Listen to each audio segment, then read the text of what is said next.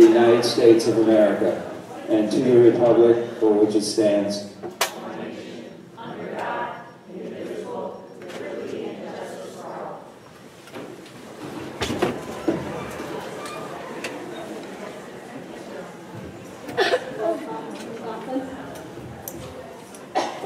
Mr. Burr, Mrs. Foreman, Dr. Beard, here. Mrs. Shaw, Here.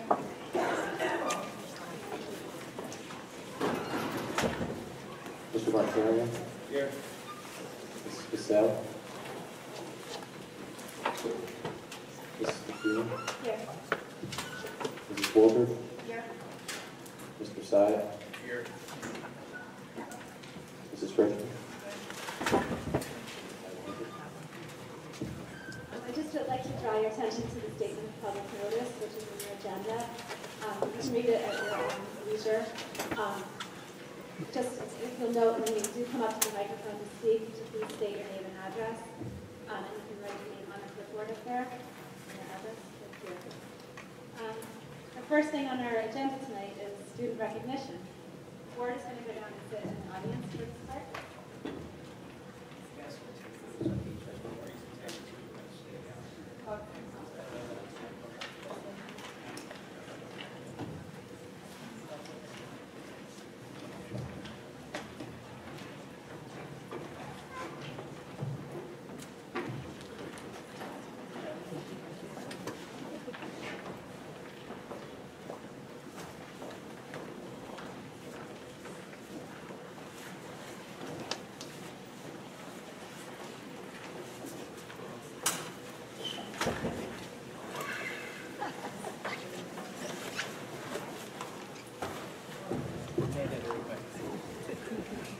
Well, good evening, everyone. So nice to see the audience full of young faces. It reminds us of why we're all here, so we're very excited to have you here with us tonight. I'm Nick Markarian, I'm the superintendent, and we have with us tonight two sports teams. One is the girls volleyball team, North Jersey Section A Group 4 state champions. And we also have the Ridge High School girls soccer team, Somerset County champions. And we have their coaches here tonight as well, and hopefully some parents. So we have been trying to increase the number of opportunities that we have to recognize students, just because I think it's a healthy reminder for why we're all here. And we love having you guys come out to the meeting. So we appreciate your being here tonight. And with that, I'm going to have Mr. Shello introduce the coaches, and they're going to talk about their teams.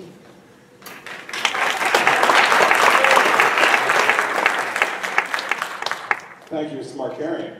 It's a pleasure to come tonight and introduce you to two of our women's athletic teams from this past fall season.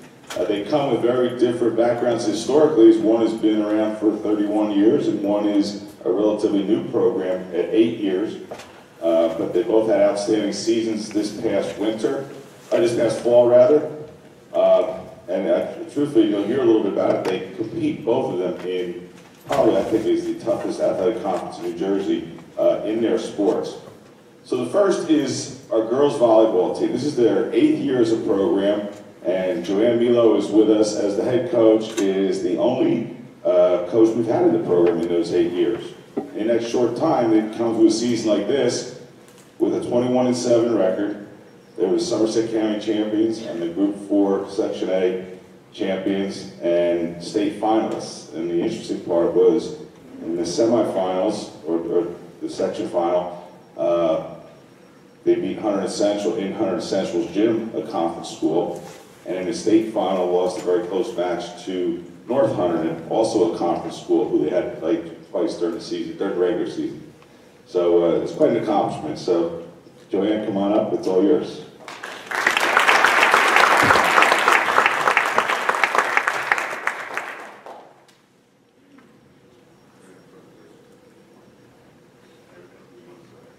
Thank you.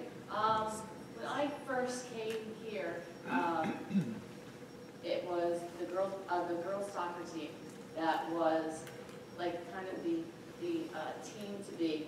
And every year I watched how they went to the state championships, minimally, at least a few rounds. And it was always my hope that volleyball could be spoken in the same, at the same time as the girls soccer team. So I want to congratulate them and congratulate our girls for bringing volleyball to the level that soccer has attained for so long. So congratulations and thanks to my team as well.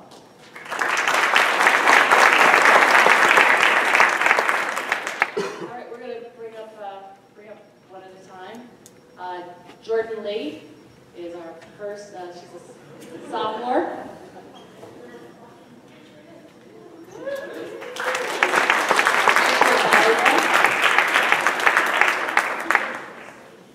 Victoria Mutton, another sophomore. Kayla Skolnick, another sophomore.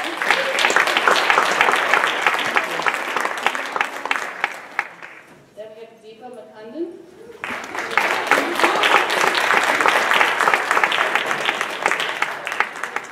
Rachel Creedon couldn't be with us tonight, but Rachel Creedon would be on our team as well. Sydney Dazzo.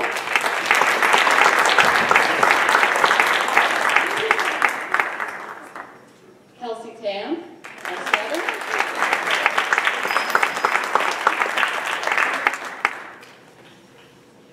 Tori Lai.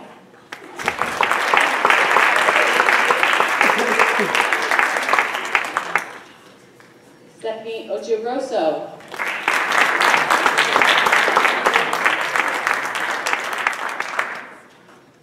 Kristen Wainwright.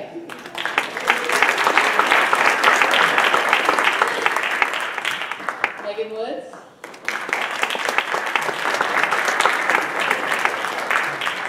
Kayla Kersey could not be here tonight, but she is also on our team. Julia Starling. And our two captains, Norma Park and Julia Pezzabene.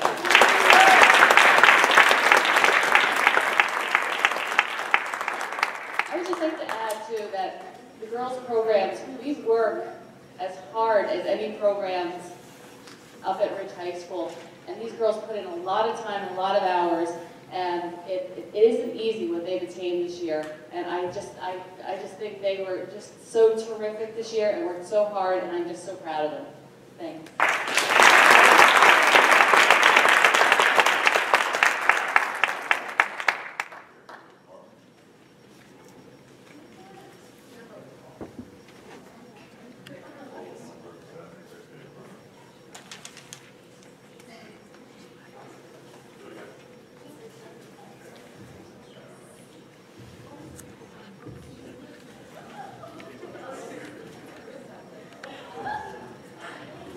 Thank you.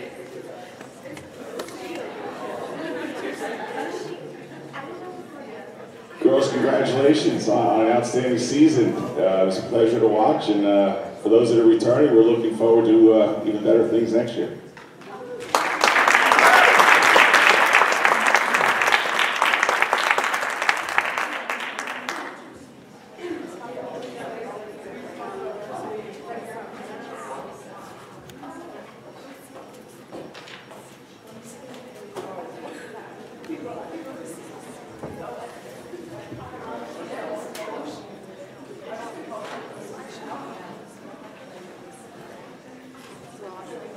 All right, our next team is our girls soccer team, and as was mentioned, they have been really kind of a premier program, a flagship program more or less for our school. They've had tremendous success over the years, under 4 different coaches, all having equal success. It's been absolutely tremendous.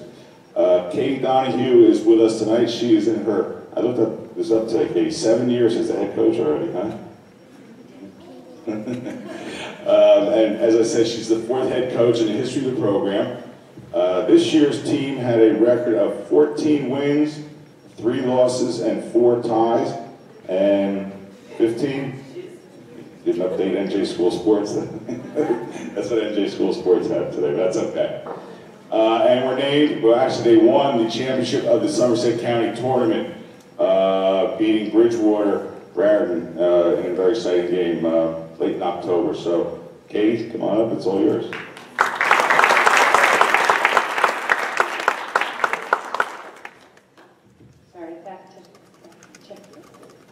As Mr. Shello said, we had a tremendous season. I'm happy to see so many of the players here tonight in attendance. Our season started off with, as the volleyball team said, a very tough competitive conference, games back and forth. And we had a tremendous run in the Somerset County tournament. We had a big win over Somerville, come from behind win at Pingree. We came up from behind twice to knock them off, and then we advanced to the finals and scored in overtime in a tremendous goal, a 40-yard throw-in with a little kick at the end to score us in overtime and start the celebration. So we had a tremendous season. It's a bittersweet season though, because we have many players on the team, veterans from our 2011-2012 campaign that was able to make it to the state finals and win the North 2 Group 4 championship. So it was bittersweet in that we were hoping to get that next same kind of level that we got to from the previous 2 years. But we hold our heads up high because we know that it's a game of soccer and anything happens.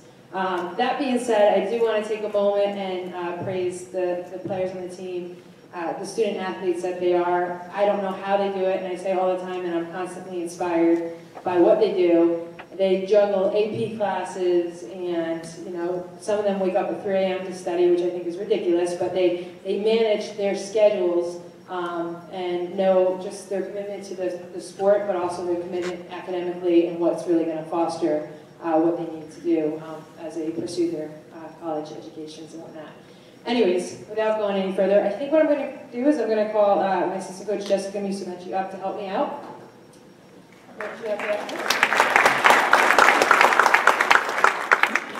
And I might just work in order, so because we have a lot of players that are not able to be here tonight because they have winter sport commitments or club practices, so I think I'll just go in the order that I see them so that I don't leave anyone out.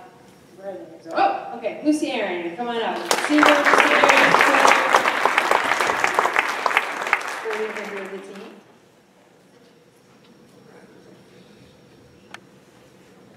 Caitlin Ardiff, another senior member of the team. Sam Carney, our goalie.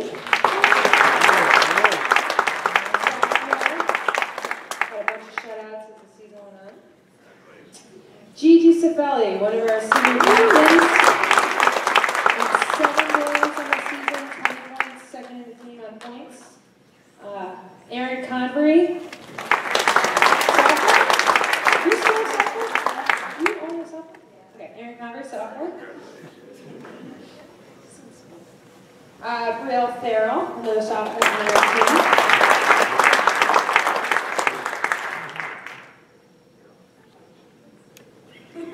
Claire Herndon, who's not. Oh, I'll read those all. Shannon Keith, sophomore. Erica Lindsay, another senior on our team. Wow, look at she. Julia Lindsay, her freshman sister.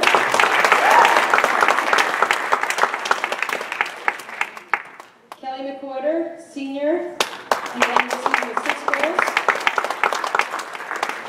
Kelly's playing at College of Charleston, did I say that? Charleston, next year, for soccer. Christina Muller, the junior.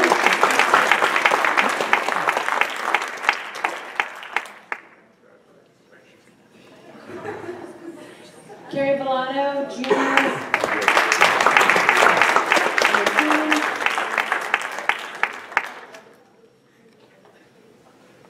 Chrissy Wyrock, sophomore. A few of our players who just came from basketball. And then a senior captain, Alex Wyrock, who led the team in points with 8 goals. And Alex will be playing at the College of Holy Cross next year. So if we could have a round of applause for the players and their efforts.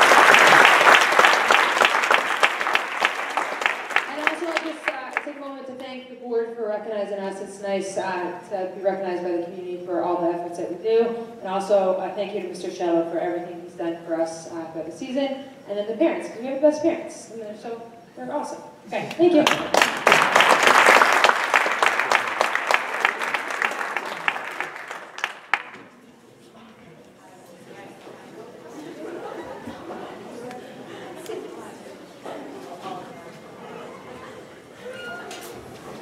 Well, coaches, thank you very much, and Mr. Marcarian and Board of Education, thank you as well for allowing us the opportunity to recognize these outstanding young women. We're very proud of their accomplishments, so thank you. Thank you, Mr. Shello. Congratulations again, girls. Thanks again for coming out tonight. You're welcome to stay, and your parents, any of you that want to stay and enjoy the rest of our meeting. If you don't, you have more of that AP studying to do that your coaches talked about. I understand that too, but we're going to move on to the next portion of our agenda. We have to do a presentation that's required annually, so I'm going to get started on that after you guys have a chance to shuffle on to your homework.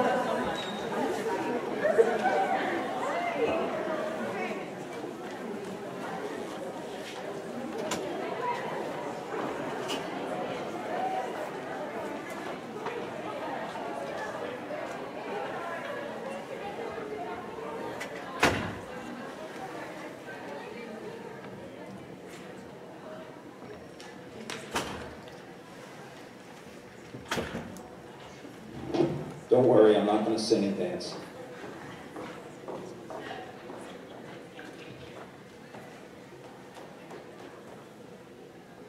Okay.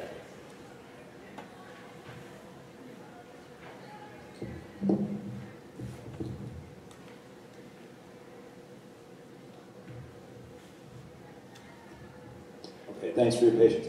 So every year we do 2 reports associated with student issues involving violence, vandalism, substance abuse, and HIB, also known as harassment, intimidation, and bullying. These 2 reports are required on a 6-month basis, and we report in 2 time periods. One is from July 1st to December 31st, and then the balance of the school year the following 6 months. And at the second meeting, we also report on all of the violations of the student code of conduct. So twice a year, we report on what you see on the screen right now, but at the second meeting of the year, we also include all of the instances that are violations of the code of conduct. And of course, these things would constitute that we'll talk about tonight, but there are many other issues that do not fall into these categories that we report on at the second meeting of the year.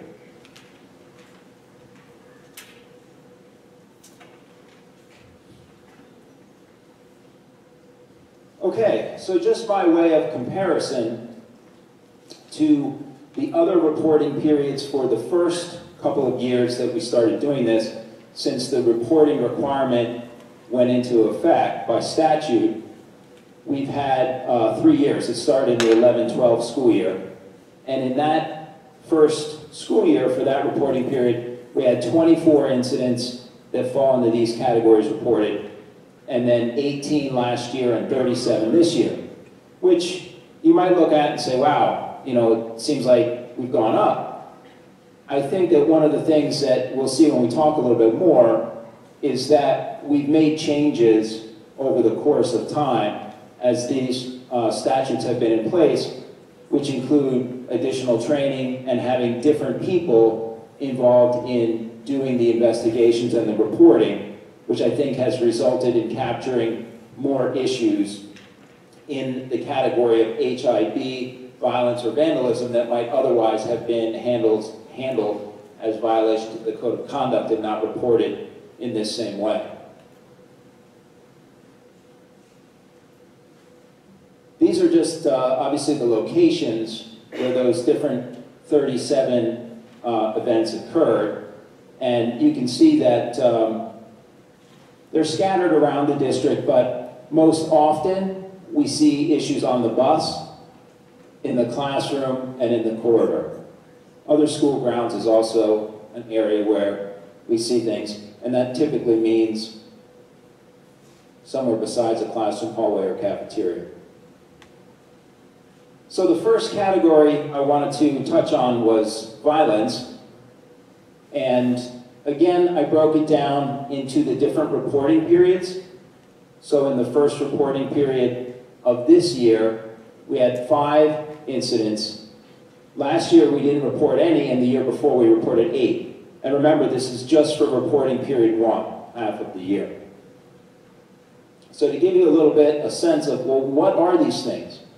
Okay, we have 5, and I summarized them briefly. Obviously, we don't get involved in talking about individual students and their names, but to give you a sense of, well, what were these things? You're saying there were 5 things. What were these 5 things? Are we talking about, you know, major infractions, or what are we talking about? So just to give you a sense of what happened, these are just some very brief descriptions of what happened. And we'll get into later what kinds of consequences are leveled in these situations. But those were the 5 incidents. I went back and I checked the records.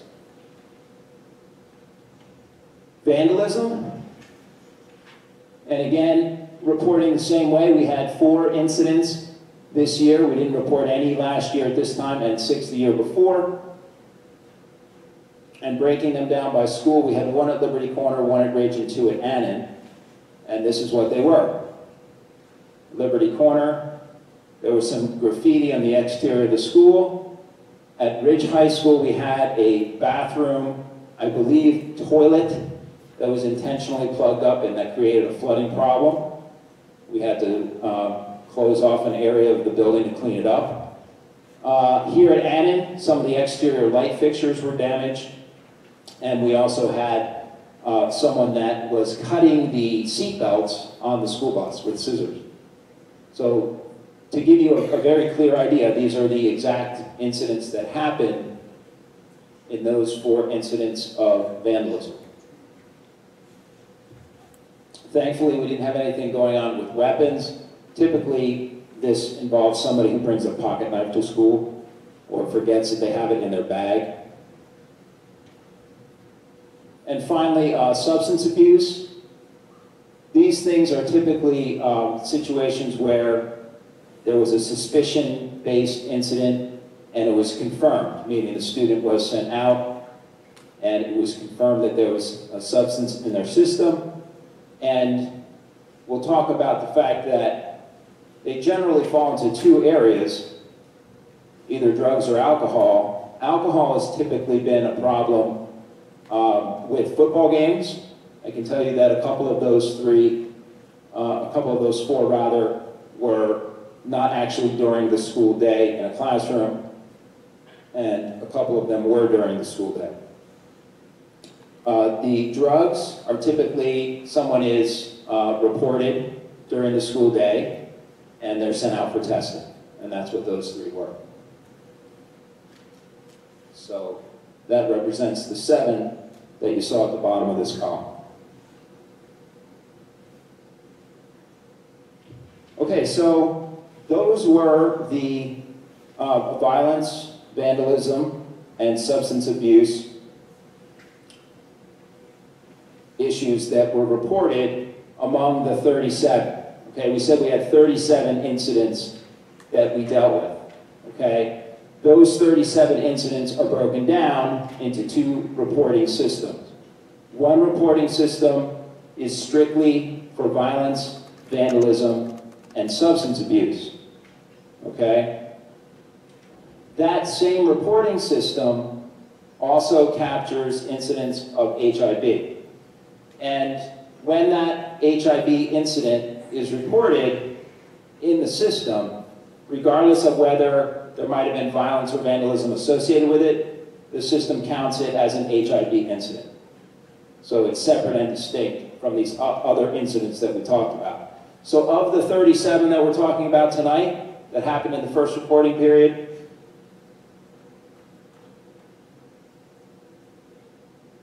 21 of them were HIB. Those other incidents we already talked about: violence, vandalism, and substance abuse. Okay? So you can see, again, this pattern that we talked about, having 21 this year. Okay?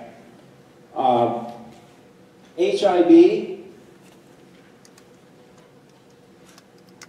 is a rather lengthy definition. It's a definition that we struggle with quite a bit. When is something HIB? When is something just a violation of the code of conduct? When is something true harassment, intimidation, or bullying? When is it a conflict between two kids? Is it the student that complained first that is the victim, or not? It's not simple, and our administrators and our team that investigates these cases spend a lot of hours doing it. Even though we only had 21 confirmed cases, we had 45 cases so far that were investigated, okay? And you can see that the vast majority of these things are happening at Ridge and Annin, okay? So you might think, well, why is that? Or you might have experienced having middle school children in your house, and you might understand it. The self-control just hasn't really developed, and that contributes to a lot of the problems that we have. I wanted to just highlight for you one of the things that I mentioned earlier, which was the team of people doing these investigations has changed this year. And this has been the subject of quite a bit of conversation among those of us involved in this process. We have shifted toward what the guidance documents suggest are the best staff for actually doing the investigations.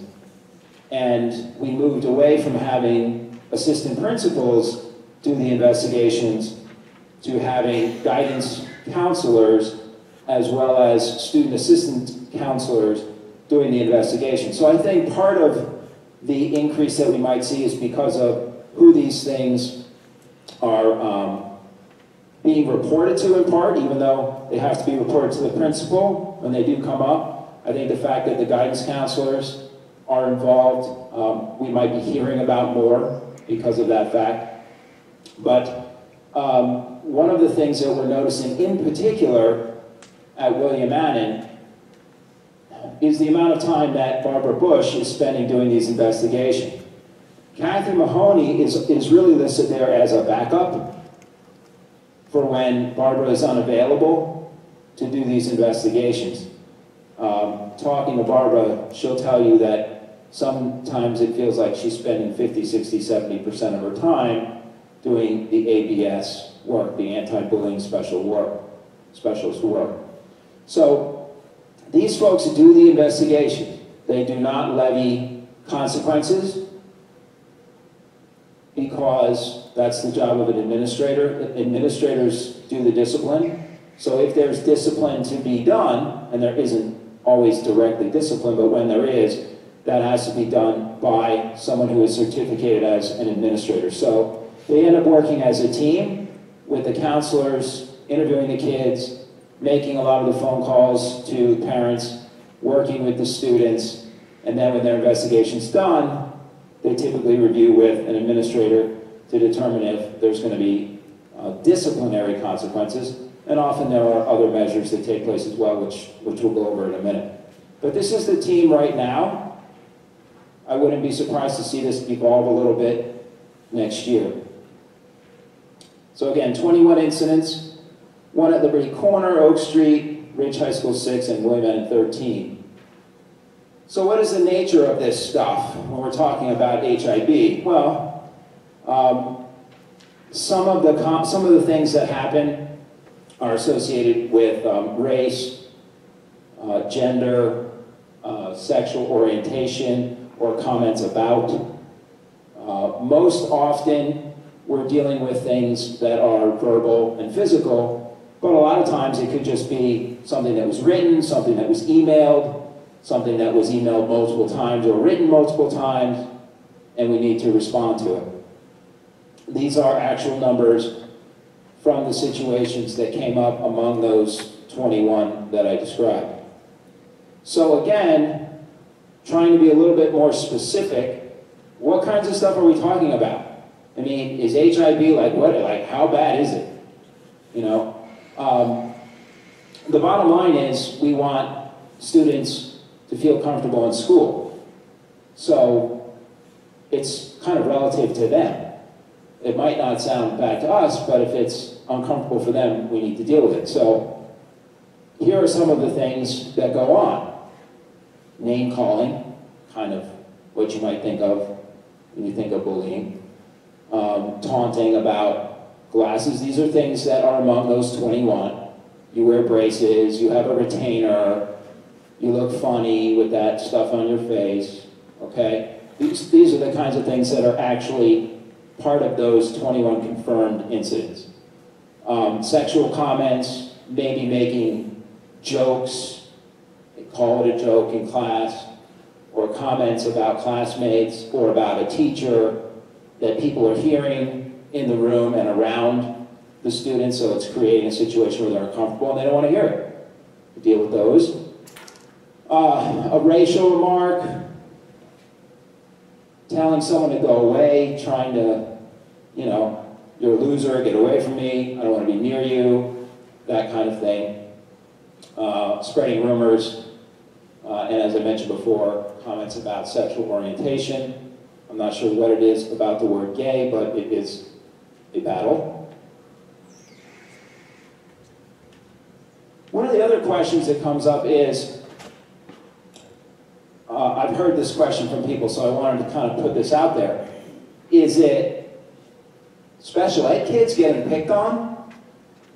Is it special ed kids getting picked on by regular ed kids? And I just, of these incidents, I wanted to just quickly summarize to say it's really not. It's all over the place. Sure, sometimes it's general ed kids after each other. Sometimes it's a general ed kid picking on a special ed kid, or a special ed kid picking on a general ed kid, or groups of kids all mixed together, general ed, special ed, all picking on each other and creating problems. So it's kind of equal opportunity HIV, if you will, from that perspective.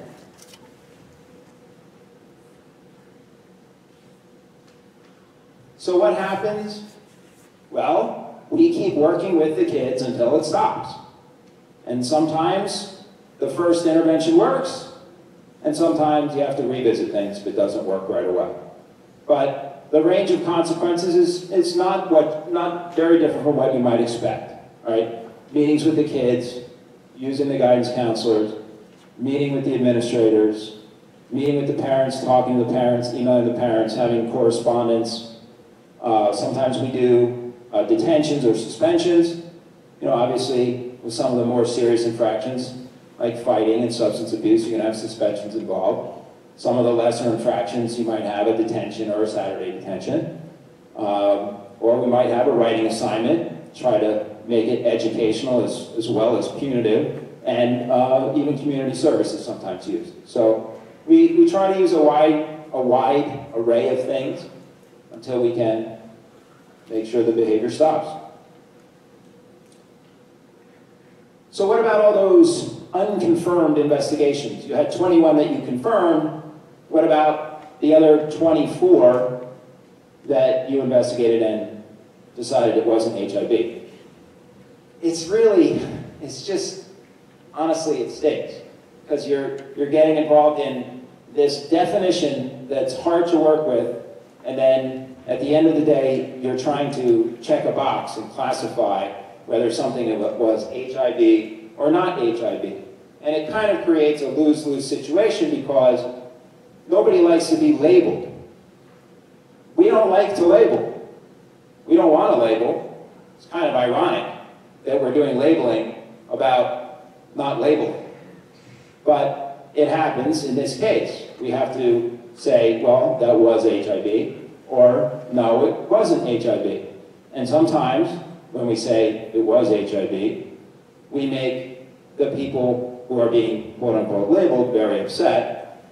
And sometimes when we say, well, that's not HIV, we're making people very upset with that conclusion. So we do have an appeal process that we can go to if that happens. But generally speaking, we deal with all the situations, and what we try to emphasize with people is we don't want to get hung up on the labels. We want to make sure that we stop whatever the problem is, and we make things better. So let's focus on the kids and focus on fixing the problem and not worry too much about the labels, because at the end of the day, guess what? We're probably going to be using the same range of strategies to try to solve the problem. And even if it's not checked off as HIV or not, it's still probably some violation of the code of conduct, or we wouldn't be there in the first place. And so we apply whatever strategies we feel like are going to work to take care of the problem.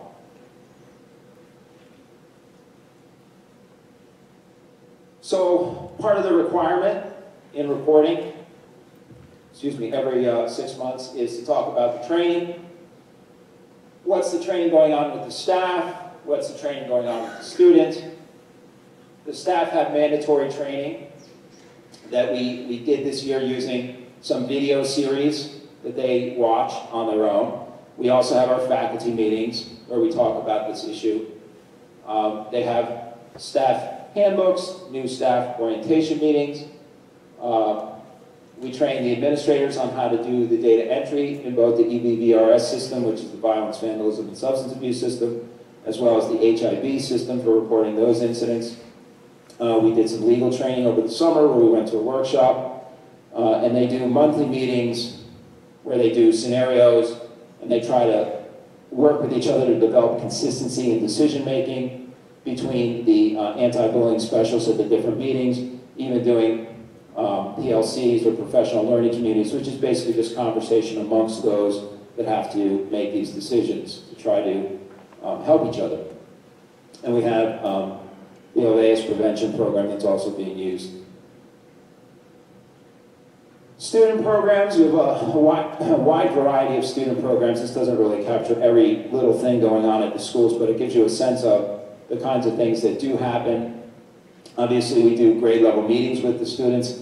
I can remember standing here with a room full of 6th graders in front of me going through things like this. So we certainly have annual meetings with the kids. They do crafts sometimes, especially like the elementary school. They'll do poster projects, do cards, do banners, sign the banner.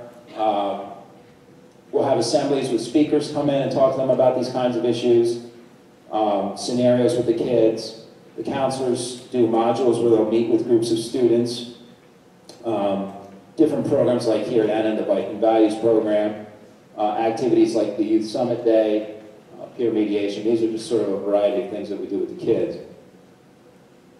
So, you know, in reflecting on this, which I do with generally the administrators, the anti-bullying specialists, and Jim Oliver, who's the coordinator, the ABC, as he's titled, the anti-bullying coordinator, we kind of talk about how things are going. And as I mentioned, one of the things we want to take a look at is what's going on with the duties with some of the people doing the ABS work. For example, the student assistance counselors, you know, they have a wide range of duties that happen prior to HIV, and that work is still there. HIV kind of comes along and makes new work that also needs to be done, but they have all the other work that they were doing before. And a lot of the work that they might have been doing before could have involved prevention and instruction with kids. Somebody like Barbara Bush, teaching kids and working with kids in that regard, now might be pulled away from doing some of that because she's, you know, spending literally an entire day or multiple days in a week investigating a case. So I want to take a look at that and see about training maybe more of the guidance counselors to help do some of the legwork of the actual investigation, so that somebody like Barbara has more time to work on a more global level. You can never have too much training, as far as I'm concerned, with the staff and with the kids, although it is a challenge to find the time to do it, of course, just like with everything else. Training the staff, it's hard to find time to do staff training, which is why we went to a video series with some of this stuff, but we can try to make more time to do that. We need to do more suicide prevention training. It's one of the things that we identified at the end of last year, so hopefully in the spring we can find some more time to do that. As far as the students go, we've been talking about using some of the health and study hall classes, PE classes, as an opportunity to talk about some of these issues as issues of health and well-being. And in fact, a lot of discussion does occur with the DARE program at the elementary level, especially 5th grade, that dovetails into these same kind of issues about substance abuse. So those are some of the ideas that I'm thinking about to try to make things better. And one of the other ideas is, of course, you know, trying to have outreach with parents and provide parents with resources, because a lot of this stuff is, it's a two-way street. Like anything else you're trying to accomplish with the kids.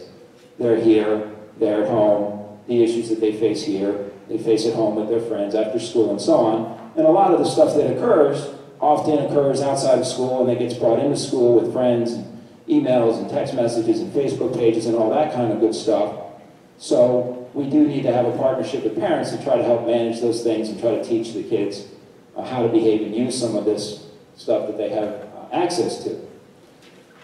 So just as a quick pitch along those lines, I know that the Municipal Alliance is working with the school district to set up a event on March 13th at the Ridge Performing Arts Center, and it's at 7 o'clock. And it's a presentation about the cycle of pills to heroin and drug trends in our community. Kind of dovetails into what we're talking about tonight, so I wanted to share that as a resource for parents, since that's the last bullet there. So that's it. Any questions from the board? Just out of curiosity, of the 3 drug incidents that you saw, do you know what kinds of drugs were identified? I'd be guessing. I'd be guessing. I know what I saw checked, but I don't know that I can match up with each of the 3. Because I think sometimes when they send the kids out for testing, they're looking for what they think might be a few different things, but I didn't see actual testing results come back, so I couldn't say for sure. Dr. Beer? Question about the substance abuse and the number of incidents confirmed. Are there actually, are there any investigations that result in a non-confirmation? Yes. You mentioned that for the HIV. right. What's the proportion of that? I can find out how many times we, in this, I'd want to ask the question, how many times did we send somebody out in this same reporting period and not have a confirmation? I know that it happens. My sense is it doesn't happen very much. We're usually right when we send somebody out. Yeah. I have a different question. It's testing, but it doesn't say what was it possession of selling the drugs, or is it just If someone has paraphernalia or is in possession, they're automatically tested. And out of those 3? yeah, I think 1 was possession, and 2 were, we think, visibly we see something happening that doesn't look right. Then they're all different. Yeah. So can you tell us what drug or kind and how they understand? The only thing that I saw in the notes that I looked through in the system was a reference to marijuana brownies. Other than that, I didn't see any details. Anything else? No, but I could find out if we wanted to know. Well, we're having a discussion later. Right. Sure. Mr. Byrne? Repeats, how much of the HIV is? I've started to add that to the report, so you'll see a column for that you can tell. I didn't look to see how many of those 21 that were reported on were repeat, but I did look at every single one, and I think there was one case here at the middle school where it was kind of counted as 2 separate incidents, but when I read through the paperwork, it was really kind of one following the other before the first investigation had been concluded and sorted out. Something similar happened with the same group of kids. So there was definitely in that group one situation that was sort of a repeat situation that hadn't really been sorted out, but I don't think any of the others were the same kids for this reporting period. Yeah. Any other questions from the board? Okay, thanks for your attention.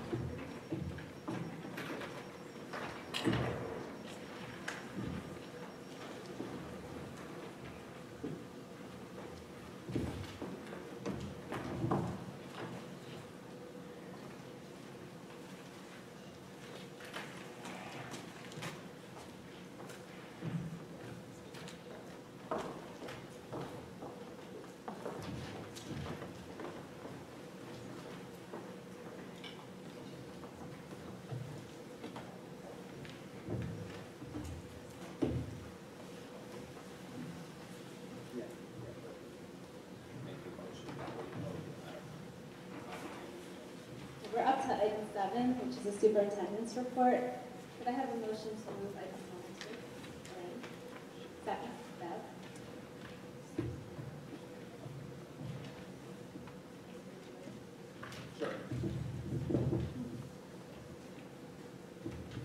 Okay, the second item is sort of a monthly item that we have, or a board meeting, every item that we have, as far as incidents that have occurred in the realm of HIV since the last board meeting. And the first item, I think we have the stopper here to talk to us about. If you recall, probably about a month or so ago now, maybe a month and a half, we had a request for board approval of an overnight trip to Quebec City, and one of the things we suggested was for Catherine to go back and see what option there might be for the spring, and she's done that and wanted to bring it back to us this evening. So I put it back on the agenda. Okay, thank you for having me back here to discuss this again. I know there's some new faces on the board, so I'd like to introduce myself. I'm Catherine Stotler. I'm the supervisor of World Languages and ESL. And I came to the board in December to present the option of perhaps bringing some of our upperclassmen on a trip to Quebec City for 3 days in March. Now, this was December 16th, I was here, so March was soon, and for it to be the first time to present, a lot of questions came up. So one of the main concerns was, I feel that the most relevant concern at that time was weather. And considering the winter we're having, it seems like it was a valid concern. And the issue was going to Quebec in March, whether it could be snowing here or there could be issues with travel, and then what would happen with the trip. So we went back and we researched some other options for dates. And because of the AP schedule in May, there were some restrictions there. In April, there was also spring break, and the perfect opportunity that arose for us was to go Memorial Day weekend, because the second concern was loss of instructional time for the students and the staff. So we looked at going in May, and at this point, back up a little bit. In December, we had sent a letter of interest home to the families, and if they would be interested in participating in a trip like this. And at that point, we had more than 70 families who responded yes. Following our December meeting, and we decided that March was an ideal time, we presented a new date, the Memorial Day weekend date, presented it to the families, and the enrollment declined to the mid-40s. Could have been due to previous vacation plans or other constraints on their schedules. Then Mr. Marcari and I spoke for a little while, and another concern with this trip was, why haven't we done them before, and why can't it just be done externally? And Mr. Marcari and I went back and forth, and we can see both sides. The issue with the policy is that currently, overnight trips are permitted for competitive purposes. Now, being the world language supervisor and former French teacher who thinks that this trip is perfect, and we don't need a competition to go, it's still the moments that the students will have in Quebec would be meaningful enough.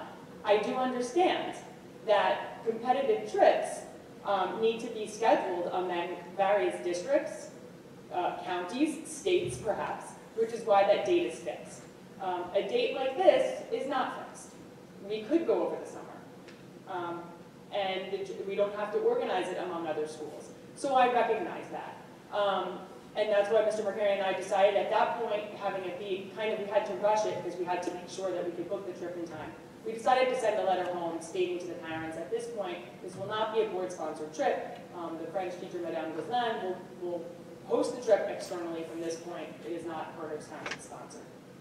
At that point, the enrollment of the trip dropped down to 25 students. So it shows that, the families were interested when the district supported it.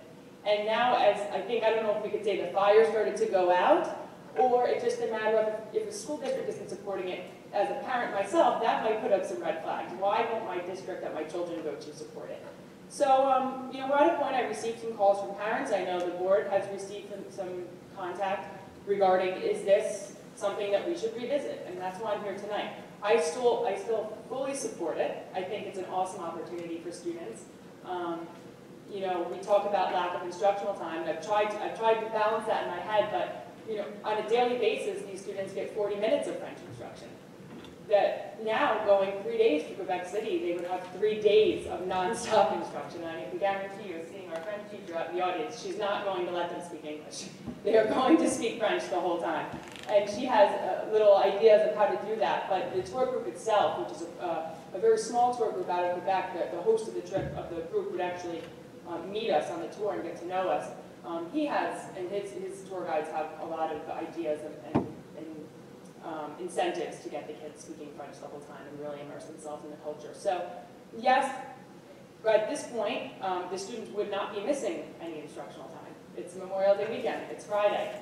We don't have the teachers, the staff, the students don't have school that day. So we kind of can eliminate that concern. Right now, it's just a matter of doing something that we haven't done in the past, and is it something that we, as a district, want to support? I'd be happy to answer any questions you have, but that's really where we stand right now.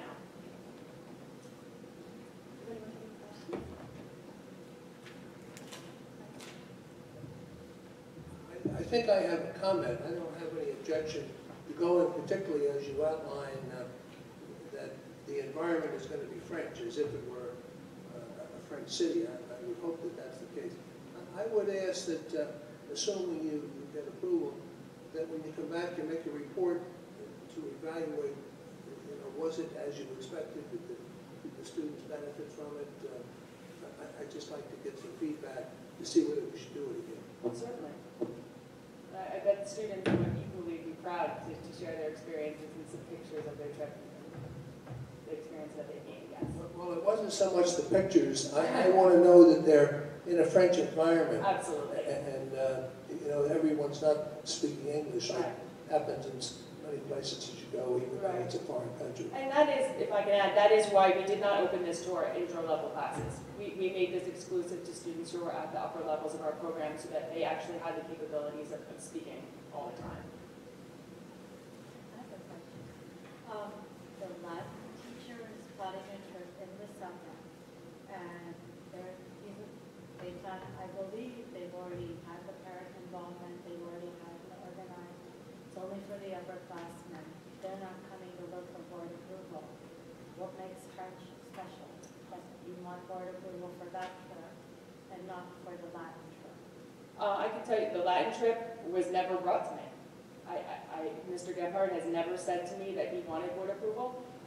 Due to the geographical location of the trips that he goes on, and I can say that there was an Italian trip last summer of a similar nature, time constraints. They're gone for almost 2 weeks. So that's a real big investment on their time as instructors and as families who have obligations over the summer. Something like this, because it is just a 3 days, it's doable during the school year when students are present. So why do you want board approval? Just to increase your numbers of attendance? No, I just think that it's something that as a program, as a world language program, this is the heart of what we do. We want to expose students. If I could bring all of the languages somewhere, I would. It doesn't necessarily work with the calendar. This did work for us, for the students to miss one day, and now we're not missing a day. But unfortunately, we already opened that door to the conversation, and there has been a strong desire from the community saying that they would like to see something like this happen. I feel that it's not that French is special, it just happens to work in this instance. And I think that if it works, we should take advantage of it. Then are you ready to have trips for all the languages during the school year? Is that what As I said, I don't believe that would necessarily work at this time, due to the fact that we don't have very long periods of recess where we could take students abroad, which is really the nature of all the other languages. One of the things we talked about was having the curriculum committee, supervisors discuss criteria for trips like this, and things like the length of the trip and the cost and things would obviously be a factor. And so maybe we came up with criteria where we're not getting involved in two, trips to Europe. It's a manageable cost-wise and things like that. We come up with some criteria for trips that Going forward. Going forward versus trips that we would just say that's outside of school. You know what I mean? I'd like to say that I think I can understand people's concerns, and this is a new area. However, I think it's an exciting opportunity for students to actually live the language that they're learning, and it's not something that you can show them a video and have the same results. This is something for immersion, and hopefully it'll stay with them for a long time. I think what I would suggest is I support the program. I'd like us to approve it tonight, but with the caveat that this is a trial. We're going to see how it goes. And we're going to make sure, we're just going to evaluate it as Mike suggested when they come back. And I don't think one trip to Quebec means that we're going to have to sponsor trips all over the world. I think it just means that we're going to try it once and see how it goes. I think anything that can spark children's interest and continuing maybe in college in a language is a wonderful thing. And it's also a cultural trip, if I recall. There's other things that you're seeing up there. That's something that's valuable. As I said, it's hard to say until it's happened, exactly what kind of value it has, but I believe it will have value, and I'm looking forward to hearing, how it went. And I think that could really instruct us. It's hard to say no to something before it's even happened, and we even really understand what we're talking about. And I also want to, I like the idea of teachers coming up with ideas and creative solutions, creative ideas on how to interest children in whatever their subject matter. So I think it's important for us to support that initiative. And if it makes sense, not always, but in this case, I really believe it makes sense, so I support it.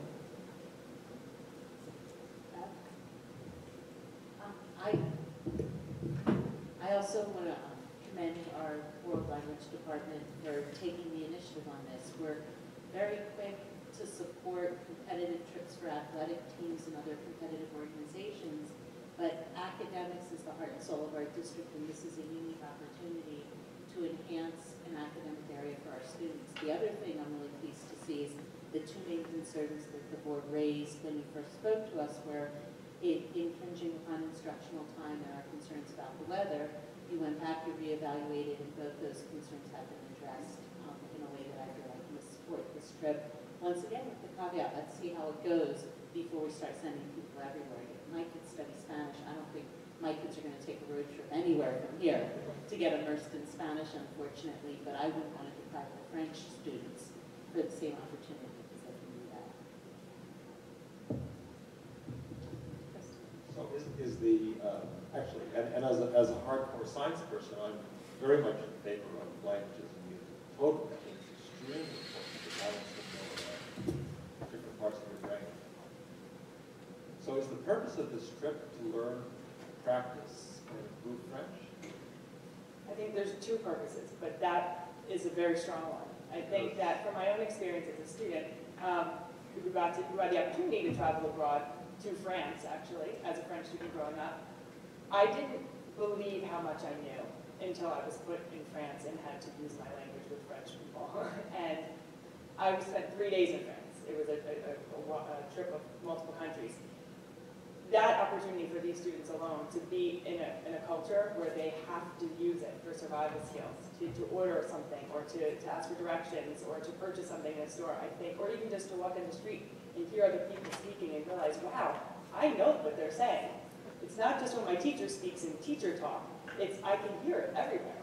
So that absolutely is the heart of it. But the dual purpose of this trip is to allow students to see and really compare with other cultures.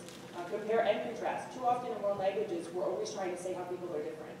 And I think this is an opportunity for them to see that there's differences, but other countries are also the same as us. And it's a neat way for them to observe that. And I think that Canada is close enough to us that they can feel comfortable there and safe and say, wow, look, this country does it just like us.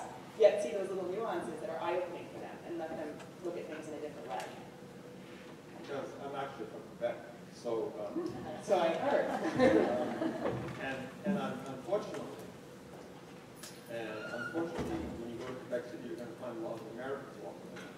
I don't mean that in a bad way. I just say because it is the oldest city of North America.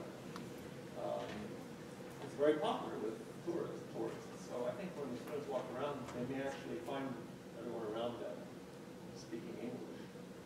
And if the purpose was for French, there are places in Quebec like Township where it's like totally French.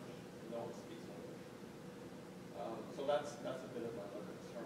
Plus the other thing is that the drinking age is 18. They are very loose about partying, totally loose. And so there are a lot of other issues that come along. But the main one, unfortunately, is when I've been there, is you just hear English. You hear English almost as much as you hear French, even in stores, because everyone there is accustomed to Americans. Well, the program makes them wear a button that says, I will not speak English. So maybe the community will respond to that and applaud them for it. Quebecers are very polite and friendly. Okay.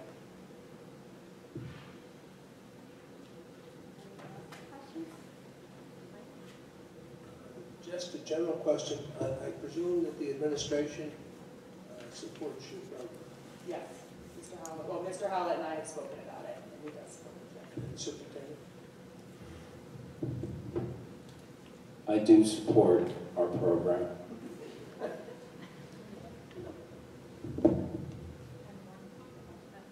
What's the chaperone to student ratio that you're going to maintain? Currently, I mean, we would follow whatever the board protocol is, which is typically, I believe, 8 students to a chaperone. Do you have the exact number?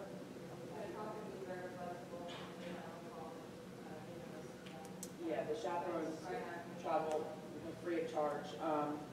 Looking at this quote that we have here for 34 students would be for 4 chaperones at that point, so it's about 8. And if it's a school trip, we would also be bringing a nurse as well. Who pays for the nurse? She would be one of the 4 chaperones.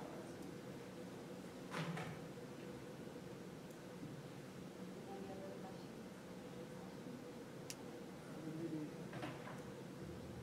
I would hope that if there are French-speaking sections, that you would gear the visit to those areas if you could, to avoid that problem where everybody speaks English. Yeah, the tour is organized, and if you can see the agenda, it is pretty jam-packed with activities. So they have been selected by the tour group based on what they feel would be best. Yeah, I was arguing, I don't think this should be a sightseeing trip. I think it should be where you really experience foreign language use almost exclusively. So if it's just a sightseeing trip, I would not be for it. I think the idea of immersion is probably a great one.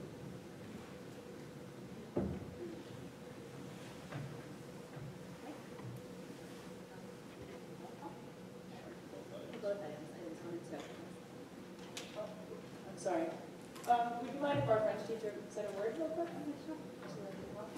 This is Joelle Gozlan. She is a teacher at Bridge High School. Teaches on Bridge. Yeah, come on. How are you? So you were concerned about the fact that they might use English, and you were concerned about the fact that they might not speak enough French. If I was able to take 2 classes or 3 classes of kids that never spoke English, and in a matter of 2 months, as soon as the bell rings, they know that they switch automatically to French, and they're surrounded by Americans. So if I can do it in my classroom, trust me, they will do it in Quebec. It's not an issue. They will speak only French. They will hear only French. What can we do? Americans are not just in Quebec, they're everywhere around the world. But if you decide and if you force them to speak French, they actually get excited about it. They're shy at the beginning. When I started here, for 3 days, no one wanted to speak French to me. And I said, that's fine. I'm not going to start the lesson. I'm not going to start teaching you unless you start speaking French. And today, as soon as the bell rings, I don't have to say anything. It started with a little game of rocks. And today it's automatic. The bell rings, everybody switched to French. So trust me, they will speak French. Merci beaucoup. Don't fail.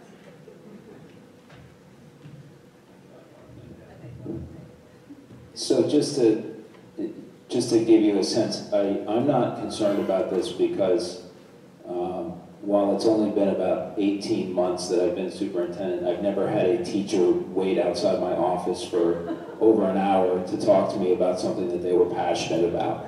So I'm very confident after Joelle waited for me for over an hour and then we spoke about this for another half an hour or more, that she will make sure that these students get a lot out of this experience if you approve it.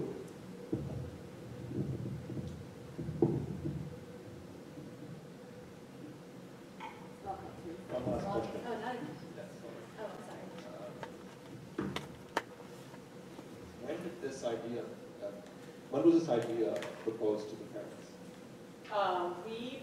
I came to this meeting in December, and when did we send the letter home? Did we send the letter home at the beginning of December? I'm sorry, at the beginning of December, we sent the letter home to see if there was enough interest to even bring it here. And at that point, after having received 70 plus positive replies, that's when we brought it here.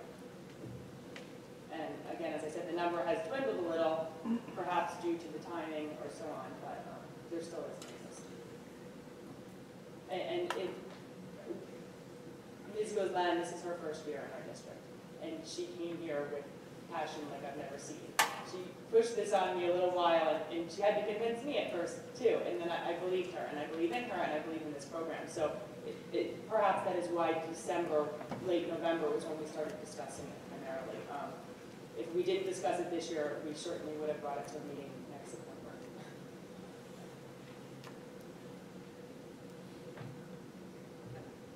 Now roll call. Mr. Byrd? Yes? Mrs. Swarno? Yes. Dr. Beer? No. Just on one, yes, on two. Do both items. No on one, yes on two. Mrs. Cassell? Yeah. Mrs. Shaw? On two, yes. On one, I applaud the teacher for trying, and I think, and please continue to do so, but I think we need to lay down the foundation more before I say yes. So right now, just a moment. Mrs. Griffin? Yes.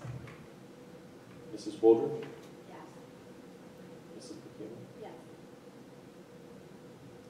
Thank you.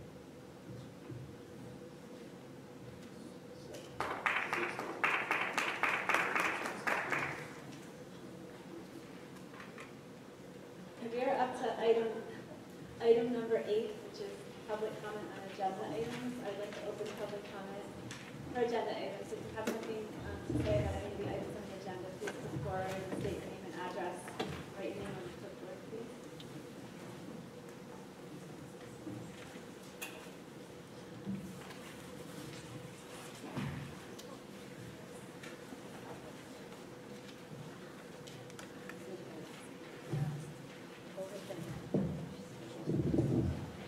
There's no pen, just so you know.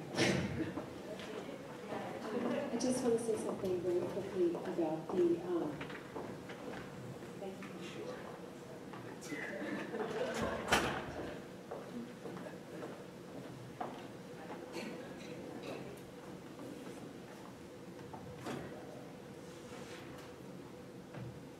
Sorry. Just wanted to make a comment about one of the possible improvements in the HIV report. Mr. McCary mentioned the possibility of using those study halls at William Annin. I have a sixth grader. I think it would be fantastic if they could make good use of that time. Since they're not allowed to have books in the study hall, it would be great if they were using that opportunity for something productive, particularly something like bullying or substance abuse or whatever it happens to be. And on that note, as long as I'm standing here, I'd just like to make a plug for bringing back 7th grade DARE. I know we cut it for cost reasons, but I have 3 older children. They all participated in 7th grade DARE, and quite selfishly, I hope that my 7th grader can have that opportunity. It was an excellent program, and I think it's missed. Thank you.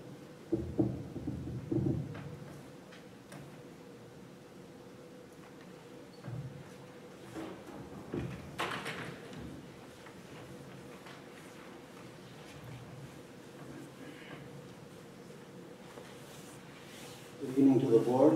My name is Parag Taggart at 274 South Finley.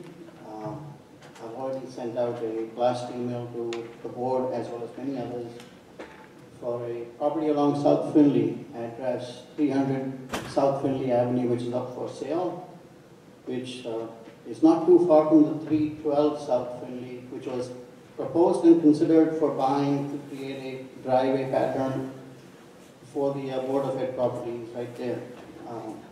We strongly recommend the board consider 300 South Finley for buying and making a driveway there, either in conjunction with the township or, if necessary, in conjunction with the county. It could be a road, it need not be a driveway until it actually hits the property line. The most important point to make is that the driveway being considered through the health department results in illegal separation distances which are at 0 from the private property line at the road right-of-way line. This wouldn't be the case if you made arrangements to have a road going through 300 South Finley. It would solve a whole lot of other issues in terms of long-term planning. The board has considered in the past in terms of strategic planning. So we request you once again to consider 300 South Finley for buying. Thank you. Just a reminder, that wasn't an agenda item, so in the future it's a non-agenda item, since it wasn't actually on the agenda. I'm sorry, ma'am, on the agenda it says responding to Board of Education emails. I've sent you an email regards that, and that's Oh, okay, that was a discussion for us. I can understand why you misunderstood that. Okay, thank you.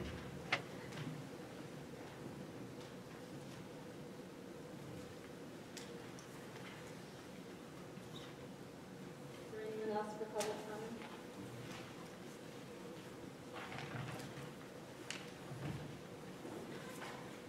Okay, at this time, I'd like to close public comment on agenda items. We're up to committee reports. The first is finance. Can I have the motion to move items 1 through 4 on finance? Move items 1 through 4 on finance. Second, Linda? Yeah, I can tell you a little bit about it. Most of these are typical warrants and approving a professional development expense. Third item is we are applying to get funds to support the Anti-Bullying Bill of Rights Act. And I think you've heard tonight how we do need additional funding to do a good job with the bullying issue. And we're applying for $70,860. And that, and the fourth item is something very nice, which is a donation from Ridge Booster Club in the amount of $5,000 for the purchase of a message board at the field. It's wonderful, and once again, our parents and boosters have done a great job to help us out. So thank you very much.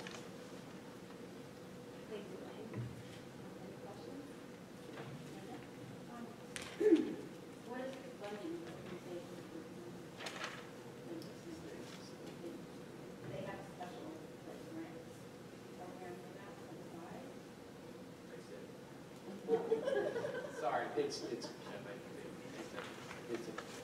prorated share based on. I told Rod I'd do this paperwork for him because he was buried in budget stuff that day, but what it comes down to is that it was a quick application for funds to support our efforts to implement the requirements of the anti-bullying law, but the issue there is that it's like a finite pot of money that gets prorated over the justified claims. So assuming, they look at everybody's claims, if they've got, $1 million to spread out over the course of the whole state, and everybody puts in for $70,000, you can see, we might get back 5 cents on the dollar. I wouldn't expect to get a lot of money back on this, but it could be something, so we're going to try, see what we get.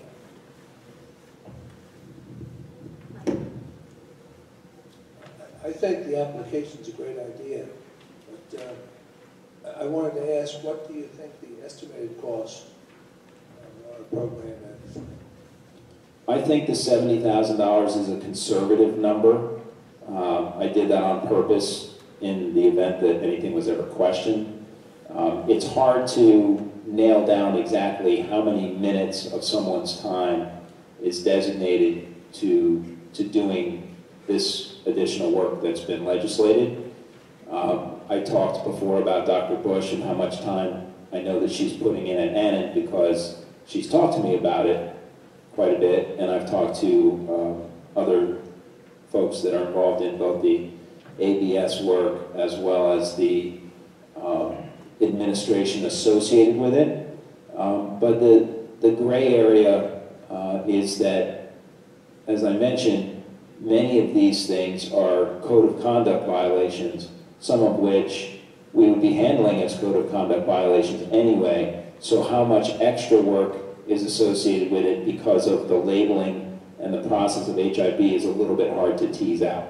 So I erred on the side of caution with that $70,000 figure, but I probably could have been legitimate and more aggressive and say $100,000 or more. But I thought that was a fair number, and given the fact that I knew we'd be getting pennies on the dollar at best, I didn't see any reason to push it.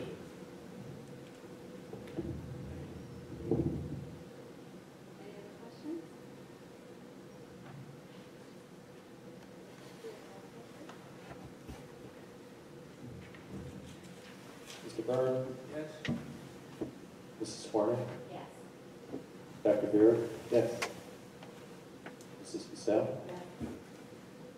Mrs. Shaw? Yes. Mrs. Richmond? Yes. Mrs. Woldridge? Yes. Mrs. McKeon? Yes.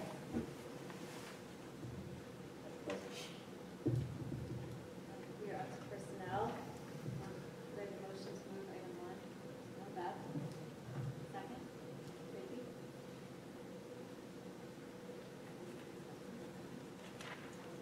Do you want to vote on the motion?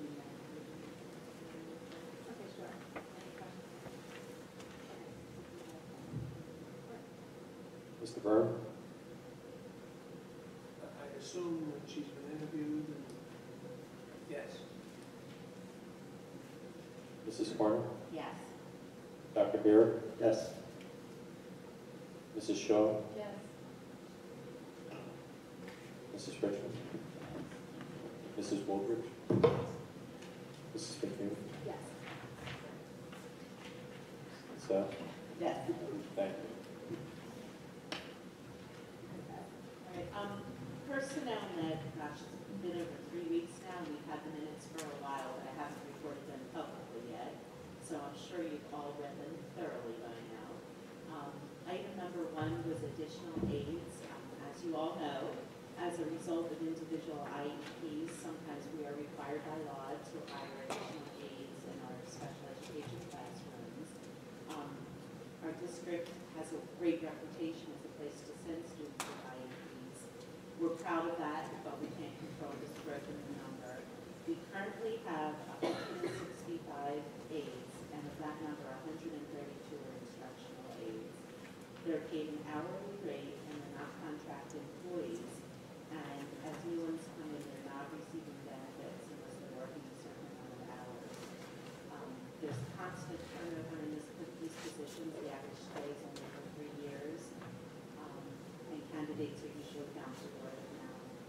good news is we are finding that breakage is helping to fund these additional aids for now, but we want the administration wanted to communicate the number of aids is continuing to go up in our district. The next item is home instruction for school refusal. There is a small population in our district of students, about 20, primarily at the high school level, who are refusing to attend school due to anxiety and fear issues. They're generally already under the care of a physician. We attempt to allow these students to attend school on a modified schedule, but our priority is to prevent them from falling behind on their core academic subjects. So within a limited capacity, we're going to start providing them instruction to a few of those students. I believe 2 of them exist right now, and the money already exists in the budget for that. Regarding the extended school year and hiring an assistant director, Lisa Vitale-Stanzioni oversees the extended school year program, but she also plays an integral role in WAM scheduling. So to allow her to be more accessible, which will get the WAM schedule out and communicated earlier during the summer, the administration is recommending that we hire an assistant director for the extended school year program. It would be a developmental position for a current teacher in the district with a stipend, and the money is already in the budget for that. We've talked a few times already about initiating a summer school algebra program in-house, and the administration is starting to look for and identify teachers within the district who could staff that program. And finally, the way our current administrative contract is written, we reimburse administrators who are pursuing a doctoral degree, but we have one administrator who is looking for tuition reimbursement for a master's degree. What we have recommended is that if there is money left in the budget after we have reimbursed doctoral candidates, we are willing to reimburse for a master's degree program as well. Any questions?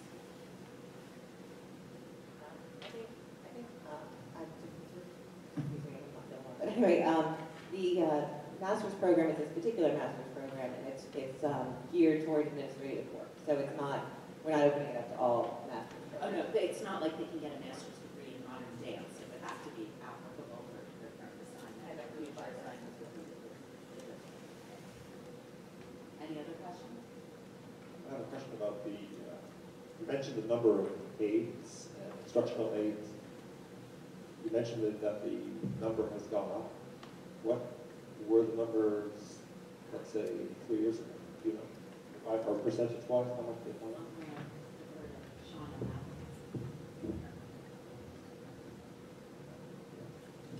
I can look those up. I can have those on Friday for curriculum, but they have gone up. And are expected to continue to go on. I think that's safe to say.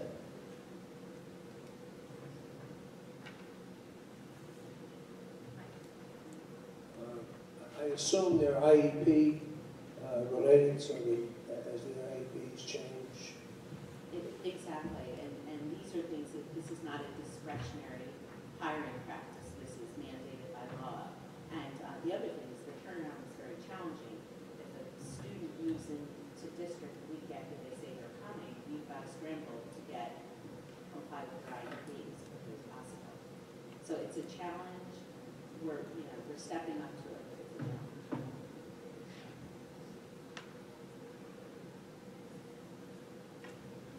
One more question about the summer school, the algebra. When is that has actually been, the decision to do that has occurred, correct? Probably last year. We haven't talked about it in the curriculum. Yeah, we'll probably touch on that in the curriculum minutes, and then I can chime in.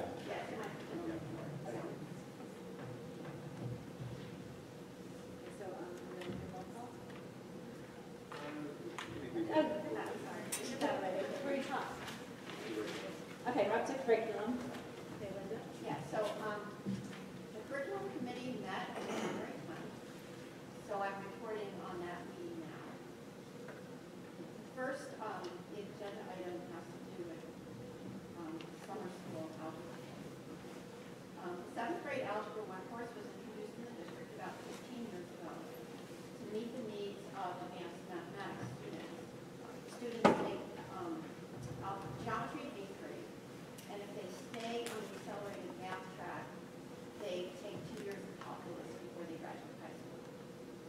For several years, an alternative path for 8th grade algebra, 8th grade geometry has been offered for a small group of students who did not qualify to take Algebra 1 in 7th grade.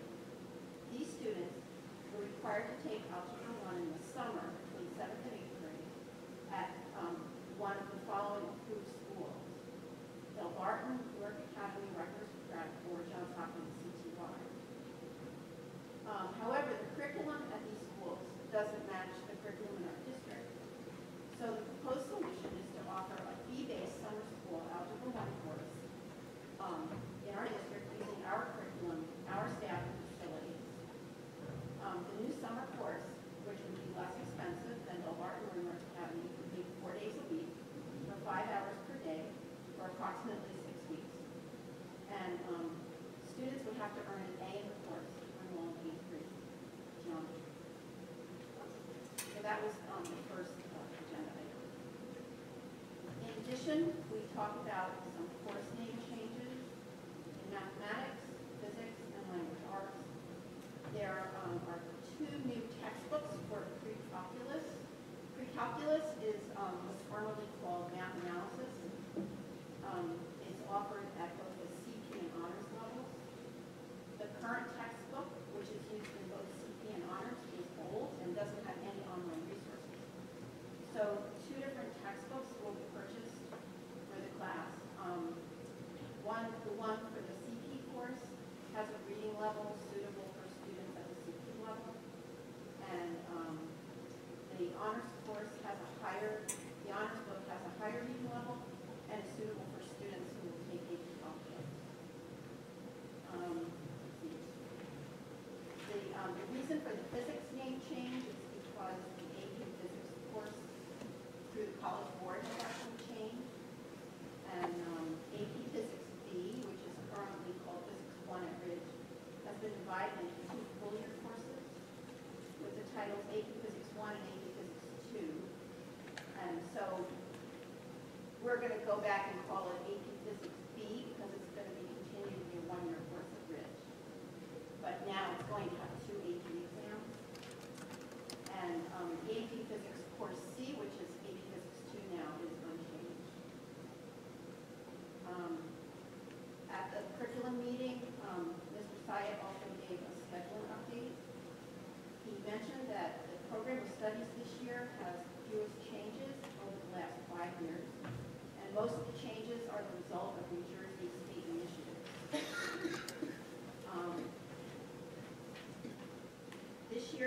For next year, there are no changes to option 2 because of pending litigation, and no changes have been made to the honors appeal process. The online form will be used again this year.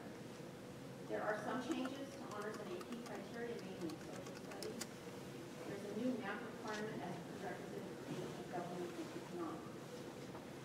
Academic planning night for 8th grade students and parents was held January 30th at Ridge High School.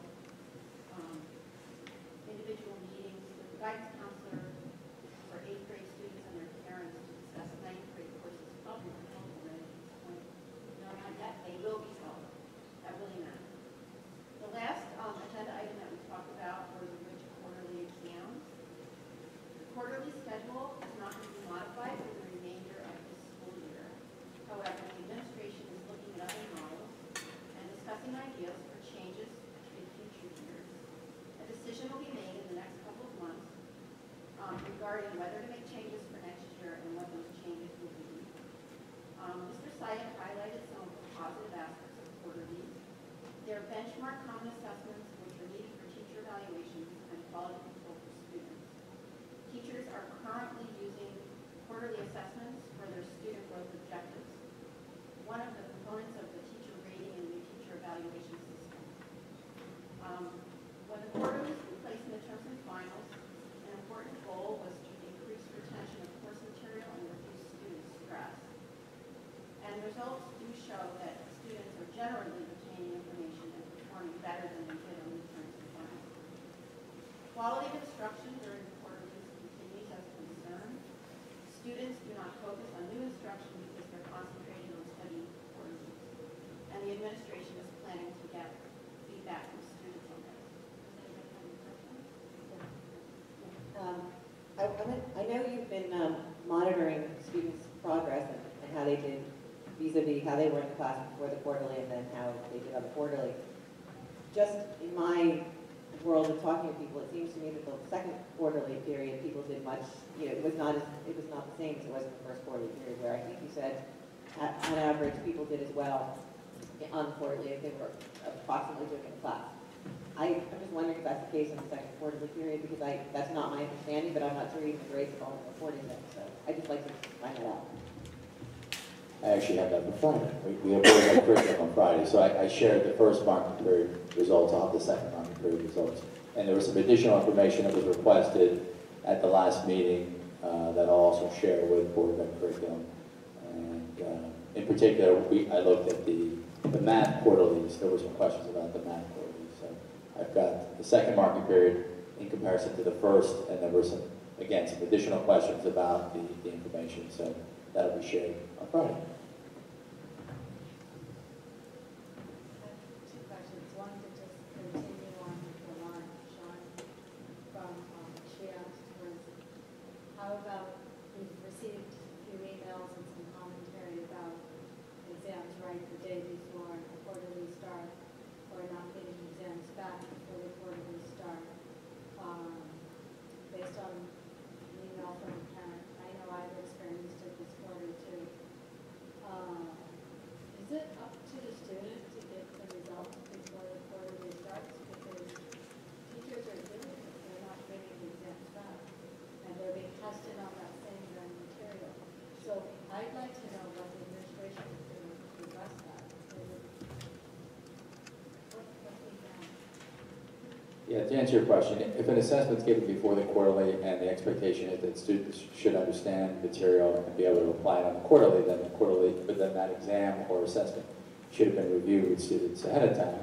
I can't speak to the specific issue, but yeah, I can tell you that we do monitor that, and if there's a concern, it's always the word that we give, which is that concern should be addressed immediately with the teacher, and then taken from there, and certainly the supervisor would be able to address it at that point. Specific issues have come up that you're referencing. I am aware of those.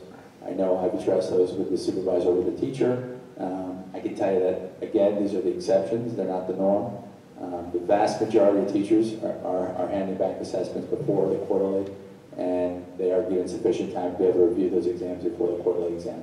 Has it happened, though? Sure, it has, where the exams haven't been given back with enough time for students to prep. And also, in defense of the teachers, due to the snowstorms before the quarterly, that was like to do all that needed to be done. So I'm not sure exactly when things happen. But I have a question for you regarding the beginning. I'm glad to see there's other options for the algebra class in 7th grade over the summer.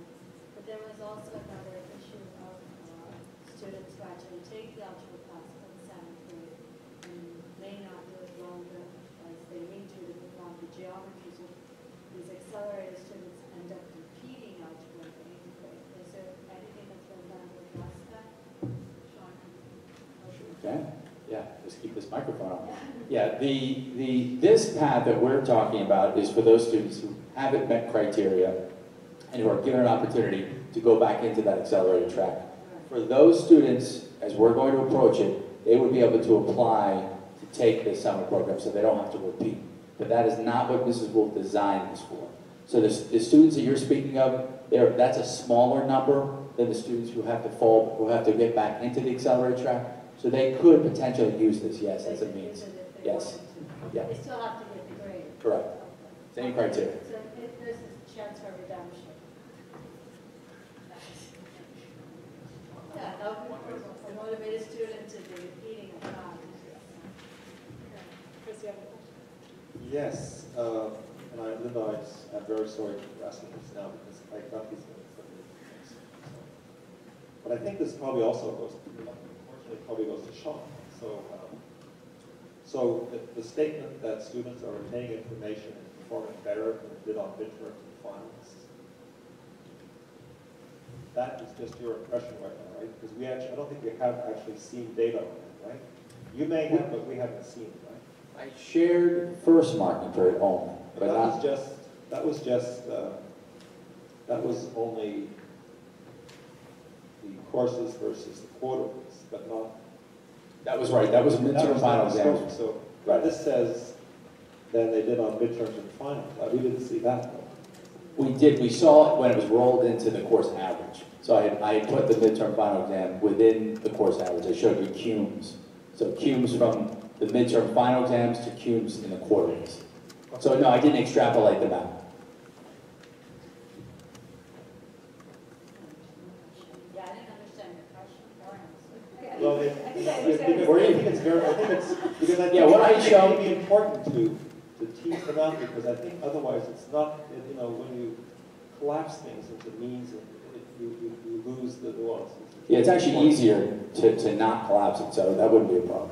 Yeah. And I'm just speaking from seeing the data from a couple years ago when it was in terms of finals, but just eyeballing the data compared to now, I could say there's definitely a trend of them doing really badly on the midterms that I didn't see before the recent data. It's kind of an obvious trend in the midterms data. But yeah, that was just a good question.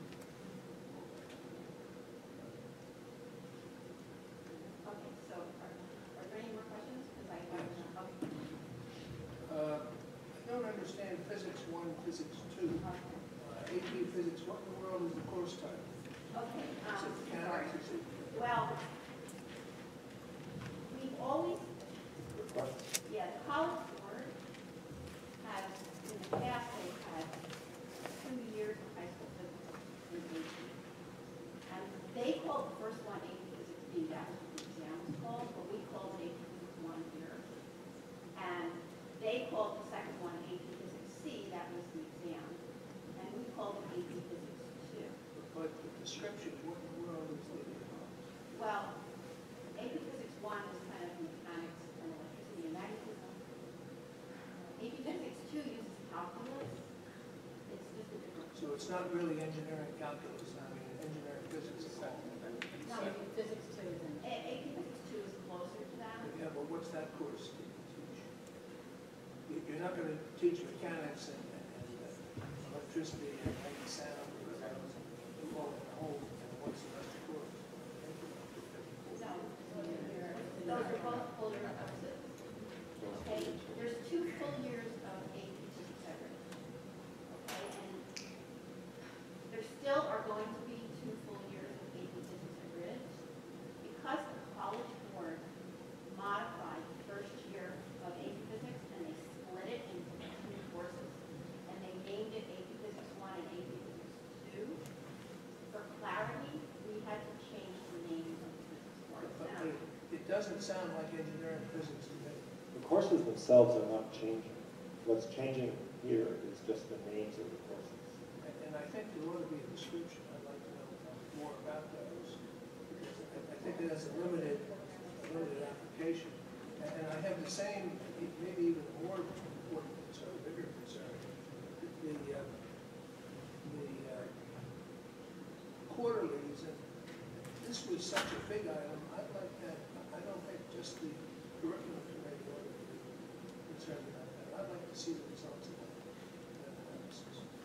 Because I think the full board and the community as well, we really had major concerns. I'd like to see some of those aired and a chance to ask questions about it. Not superficially, but in some detail, how do we evaluate them?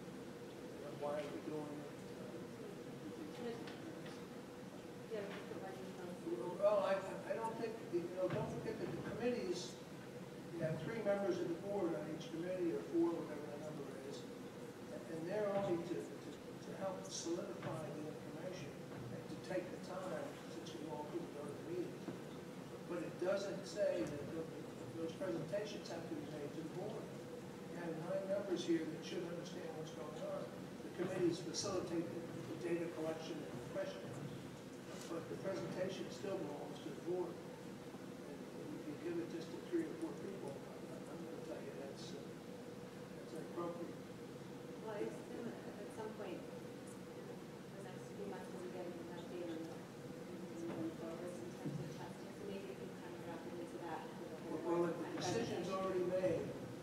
say that's wrong. Well, it's not me, but another thing that we could do is we could include it as an attachment to the minutes. The curriculum committee minutes usually have an attachment. Yeah, but I'm saying it's inappropriate to use minutes to tackle such a big problem that half the student body was, they didn't like it. And I think it requires a review and a presentation on it. But I think that's why there's a committee looking at it. Well, I'm not fighting the committee. I think the committee is Not the good. curriculum committee, there's a staff. But you have to bring it to the full board if the board wants to hear it. And I want to hear it. I'm sorry, I'm now confused. Your question is, the decision on whether to continue quarterlies or not needs to be made at the board. Yes. Well, I think that's, I agree. And the presentation, not streamlined, we don't have to go through all the analysis. But the reasoning and the justification for it has to be presented. If the board doesn't want to hear it, that's fine. I want to hear it. But forgive me, but I think that was the plan, was it not? I assume that when we're at that point that there will be discussion and a presentation about it. I think there's a lot of factors going on as far as next year that the administration is looking at, park testing and how to work all of this in. So there's a lot of factors. It's not just do we continue as normal, because we can't. We have different things happening next year with park testing. So it's going to involve other factors, not just comparing what we have this year to what we used to have in terms of finance. It's a little more complicated. You know what I mean? So we can certainly compare quarterlies to terms of finance, but there's a lot of bigger issues to tackle with the testing. The committees facilitate and bring the information to the full board. And they shorten the process, so we don't all have to go through the questions. But the summary of that and the chance to ask questions and challenge it still belongs at the board. We're not 5 or 6 different boards, we're one. We're collecting data to make the job a little easier. All the data that we look at curriculum on Friday can be attached to the minutes. But I want the opportunity to ask questions. They're nice questions. And the public as well.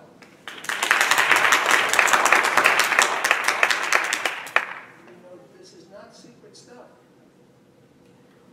So those are my two. I'd like to know a lot more about the physics program. AP1 and AP2 is not doing it for me.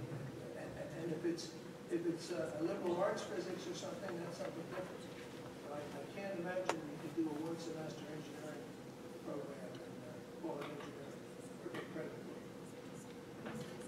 it. We did not discuss the content of the AP physics classes. These are, correct me if I'm wrong, these are strictly name changes. We're changing the curriculum, but we're not qualified to discuss the actual content of whether it's triple integrals, differentiation. We merely were told that the name of the physics that is normally given in the second year is now going to be called this instead of that. But the content is exactly the same, and that has not changed. So that I guess I'm not sure what the question is, but we are not talking about the content of these of courses at all. So that information is available somewhere, I'm sure. But that's not in the committee. That's not. That's In the completely. program of studies. Or you could borrow the textbook and read it. Yeah. I'll borrow a program. I think look at that. It's online. Like Roger said, if you want more detail, I'm sure you could request a copy of the textbook. So Well, I'm not prepared to read 2 semesters of complex physics.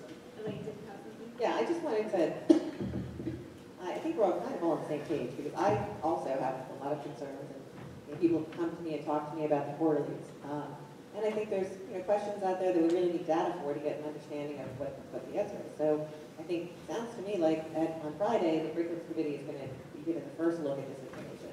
And then, which I think is a great idea, to give us the data behind it. And then I would expect the next board meeting, when you report out, we can have a full discussion of it. And if to the extent we think it's not enough, of course, I think we should, ask for more. And it may be that the data raises new questions that we need you to go back and look at, hopefully not for you, but, it may. So I don't think there's anyone, I think I'm expecting to look at that data and analyze it. And I think Okay, I just want you to know the new board member has the program of studies with the physics. I'm passing it to Mike.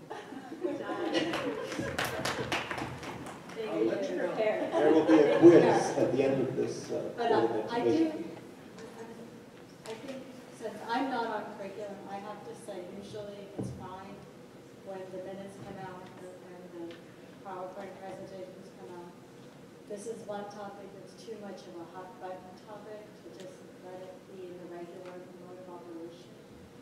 I would like to see and have an interactive presentation and not just read the PowerPoint presentations in particular regarding data for the communities.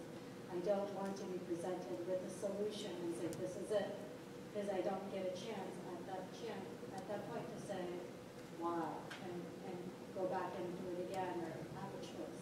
And yes, we need to support the administrators. I know it's their job, it's what we pay them to do. But if we as board members want to approve something again, I don't want all the backlash that we got for the board members. So I do want to see a presentation up front earlier and not later when we get data up front. This is really pre-engineering physics. Not going to get to do engineering school. It's a good high school physics program that maybe is for I introduction. can't talk about physics. It's too late at night. Linda, did you have Not a something very else? big description. Linda, go ahead. Are we, I want another question, just to add to the quarterlies part. Just as a person who sat in the audience for many years listening to different parents, their concerns, and different students, I've spoken with many different parents and students about the quarterlies. I do think we owe it to the public and to present it and to get their buy-in. And I think we really want people to really support it and students to really support it too. And to understand why we're doing it and why it's a good thing for them. I do think we have to present it to the public or just explaining it to them so they have a chance to see it and hear it from you.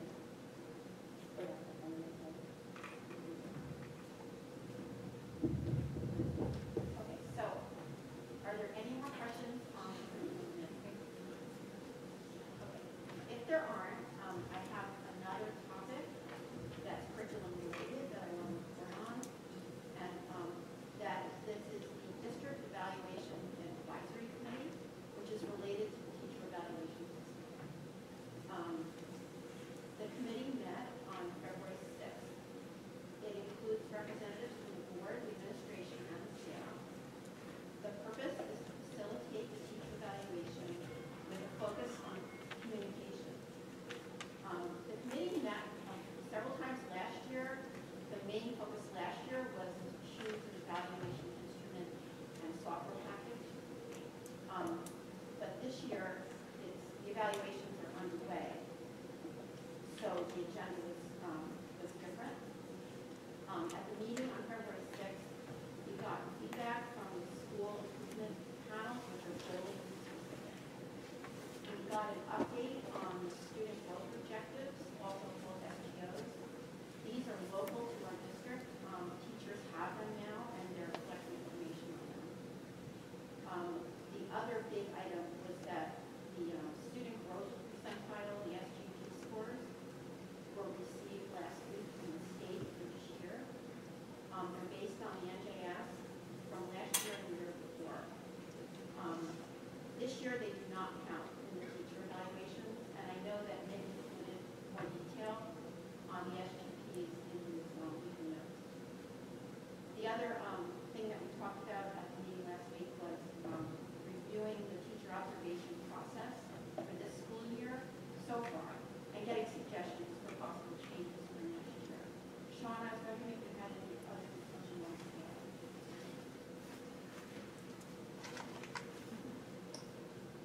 I did not have My comments are identical. I think the full board should understand this major change. We're talking about expending more money. We're talking about a whole new process. I'd like to understand it. I think it's wonderful that the committee's working on it. But again, the public deserves to know what's going on, and I think we deserve to know what's going on. I think it has to be presented to us. You've already given us some warning that the budget is going to be affected because it's going to affect more teacher evaluations and a whole lot of different things. I think you have to bring these things that are major changes to the full board. And 3 or 4 people will while they may have a whole lot of administration behind them, still have to bring it to the full board. So you may have the votes to pass it, but the public and I want to know what's going on. Well, I'd like to point out that this teacher evaluation system is not something the board will vote on. This is a state matter. You have to explain it to us. Yeah, We- there's millions of PowerPoints that are from the state, and they're all, I mean, every district is using the same system. It's really a long PowerPoint. I would expect a presentation. I don't think Everybody wants it. you can't treat the board members as mushrooms. And I don't think you ought to treat the public as mushrooms either. It's a major, major change. Well, everyone's interested in seeing the very long PowerPoint from the state. I'll come in. If I'm the only one interested, I'll be happy to come in and spend And you can time. go on the website and look You at it. know, It's all on there. I want to have a chance to interact. So I think it's pretty clear from the sentiment of the board, I think everyone expressed an interest in a presentation associated with quarterlies and more details about what the curriculum committee is going to meet on Friday. So we're more than happy to do that. But if there is also a sentiment from the majority of the board to do another presentation on the Achieve NJ law and the associated motions that we need to go through, then I need to hear that. Otherwise, Mike can visit and we can talk to him about it, if that's his interest. But if everybody wants to know, then we'll do it. I think we did have a presentation last year about this. However, I mean, I think we all are interested in how it's going, and I think, I'm sure you have intention to present that to us at some point, how it worked out, I mean, what we found, where are the problems. I think I'm interested in that. I think we all should, I mean, I at least have an understanding of what the process is. I think it's going to be very difficult to implement, and I'm interested in how it's going. So. No, that's not what I said. I said I just want to know, I want an update on how it goes as it goes on. Progress, maybe not the full PowerPoint, No, just update on how it's basically going. what Linda did tonight, more as it goes further, there'll be more information. That's all. Okay, Yeah, summary. okay. I would want more detail. I would, A summary. well, not a good summary. Good summary. So we'll put together a summary through personnel, and Mike, if it's not enough detail, we'll spend some extra time with you on that. Okay? Thank you. So we're up to policy. Just briefly, Susan, I'm sure would be happy to report out, but she wasn't feeling well this afternoon, so she couldn't be with us here tonight. We basically spent about an hour and 45 minutes talking at length about Achieve NJ and the teacher, administrator, and other evaluation process, and that's probably why Susan got sick and isn't here.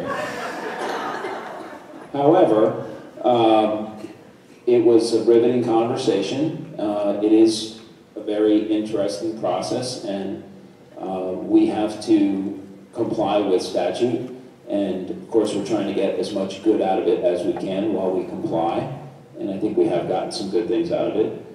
It is a long process. I don't expect that we will feel really great about every aspect of it, probably for another year or so, while we continue to work on different evaluation rubrics associated with different roles and responsibilities in the district, but we're making steady progress, and we need to adopt some policies that dictate what we are trying to achieve, and those policies were approved on first reading last month, and we finished reviewing them in policy today on second reading, and I'm sure that Susan will put together some minutes for you on that, but they should be on the agenda at the end of the month for approval on second reading.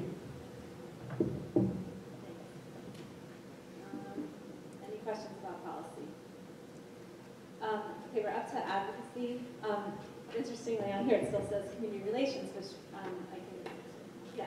So the committee has a new name. We've actually had 2 meetings since the last committee report, so I'll try to consolidate quickly the minutes from both of them. At the first meeting, we talked about the committee goals, now that we've renamed the committee advocacy. We're going to be focusing on 3 areas. The first is community relations, which we've always been doing.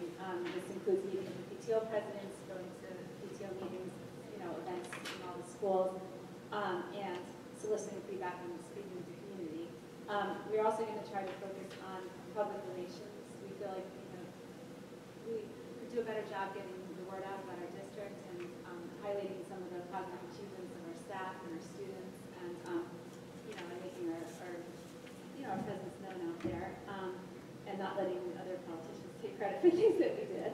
And then the third goal is advocacy at the state level and local level. The first thing we did in terms of the advocacy area was to try to get out some facts and a letter that people could send to the governor and other legislators about our funding situation and our state aid. And we're very concerned. There's lots of good stuff coming out of Trenton lately about possibly funding cuts or a 0% cap, God forbid, or something like that. So we're nervous. The letter went out in a special Friday folder. A few PTOs also put it in their newsletters, and Cedar Hill even offered some mail letters on behalf of parents, which I thought was really nice if they dropped the letters in the office. There's also ways to click on the email addresses of different legislators sent to them.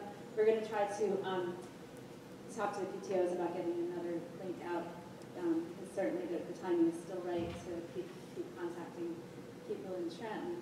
So that was from the first meeting. We talked at the second meeting about some unfunded mandates, some bills for unfunded mandates that we have been discussing at the Somerset County School Boards Association. One of them is requiring school districts to provide instruction on social media, responsible social media use for middle school students. I mean, all these mandates sound like good ideas, but again, who's going to pay for them? That one, hopefully, we don't have details. Hopefully, it wouldn't be really costly or anything. One of them just got vetoed by Governor Christie. We discussed it. It was requiring school buildings to be equipped with emergency light and panic alarms, which also sounds like a great idea, except for it's $15,000 a school and who's going to pay for it. So he did actually just veto that bill. And there was another one requiring schools to screen students for dyslexia and reading disorders, which is also a good idea, except for, again, who's going to pay for it. So it just highlights the fact that they keep giving us things to do that cost money, and we don't have any money, and they don't give it to us. We did talk at Somerset County School Boards. A number of districts in Morris County have passed resolutions about unfunded mandates. Some other districts in the state have joined together to file a lawsuit about unfunded mandates.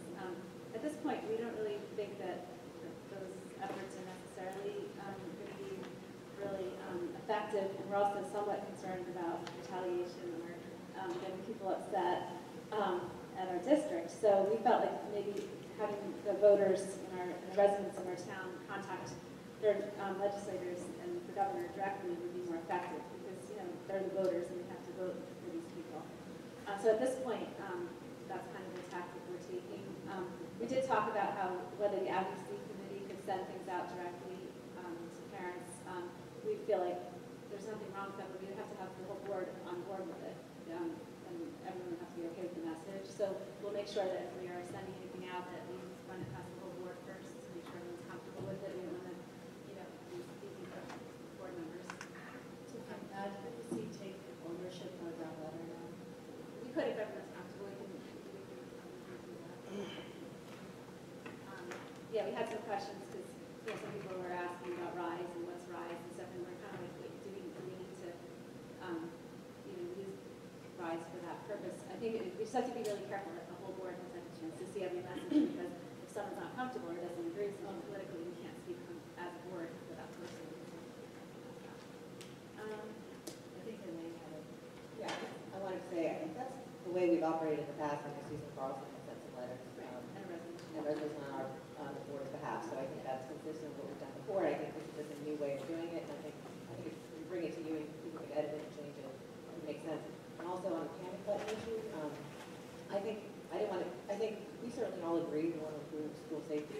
Just the panic button may be a very complicated way of doing it. It sounds like a pager or something, a button. I mean, people have cell phones, so I think our district is looking into the best way, and they're going to make recommendations for us. But this is just some unfancy mandate that really doesn't mean that we don't support it for safety. This is probably the wrong way of doing it.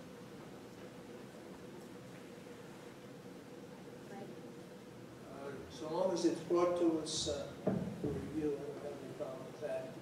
Unfunded mandates, the teacher evaluation system is a classic example, the one we were just talking about a couple minutes ago. It doubled our evaluation costs.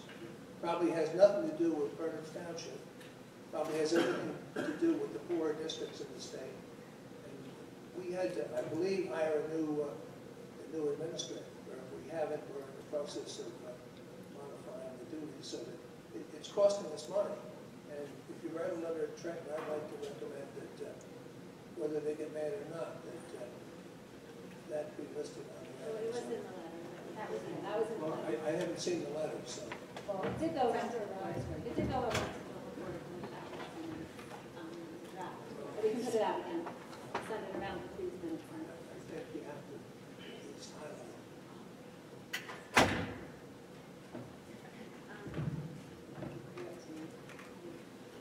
Liaison reports. Linda? Hi. Okay, I actually have two liaison reports tonight. The first one is on the Municipal Alliance, and I'm reporting on both the January 7th and the February 4th meetings. And this is kind of a list of things that are going on that are relevant to the school. The Race to Nowhere film was shown at Ridge on February 6th. I heard that it was well attended. The American Drug and Alcohol Survey is being administered at Ridge on February 12th and William Annin on February 25th. The results should be available by the summer. Sean, is that grade 6, 8, 10, 12 in our district? 6, 8, 10, 12 in our district. Okay, just wanted to check. And what was the last year that the survey was done? 2011. Because this is, 3 years. Okay, thanks. The Municipal Alliance is going to have a booth at Ridge this month. I'm not really certain what the specific topic was. They didn't really talk about that. I just wanted to mention again, on March 13th at 7 o'clock in the Ridge PAC, there's a presentation for parents and students in grades 8 to 12. It's called Pills to Heroin, Drug Trends in Our Community. There's going to be a film called From Pills to Heroin, The Domino Effect, followed by a panel discussion. This evening is sponsored by the Municipal Alliance, the Ridge and William Annin PTOs, and Berners Township. So I hope that everyone can come. Charter Day is May 17th. The Municipal Alliance is going to have a booth there. And the Twilight Challenge, which is a 5K run to prevent underage drinking, is going to take place at Pleasant Valley Park on Sunday, June 1st. So that was the Municipal Alliance. The Somerset County Educational Services Commission had their board meeting last week. And the major item that we discussed was the Career Center project, which is currently under construction. And the breaking news at the meeting was that the contractor for the construction project unfortunately ceased operations on January 31st. So, no, that's not it. At our board meeting on February 6th, the board passed a resolution terminating the construction contract effective today. The contractor's bonding company is currently evaluating options for completing the project, and it's still expected that the Career Center will open for the 2014-15 school year. And that was pretty much what we talked about. Does anyone have any questions?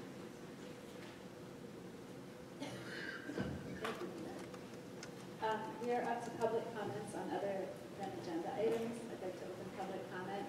Anyone has anything to say? State your name and address.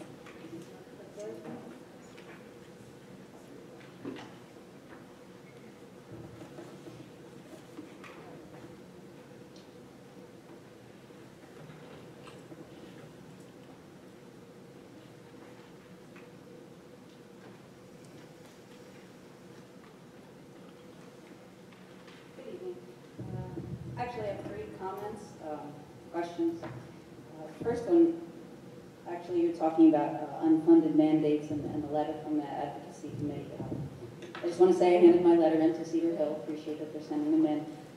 But one of the unfunded mandates that comes to mind as, a member of our Parents for an Advanced Curriculum for our gifted and talented students, is that the state mandates that we identify our students from K through 12 who are gifted, and that we also provide for their needs. And I actually added to my letter before I handed it in, bringing that to the governor's attention. So just something that I wanted to mention.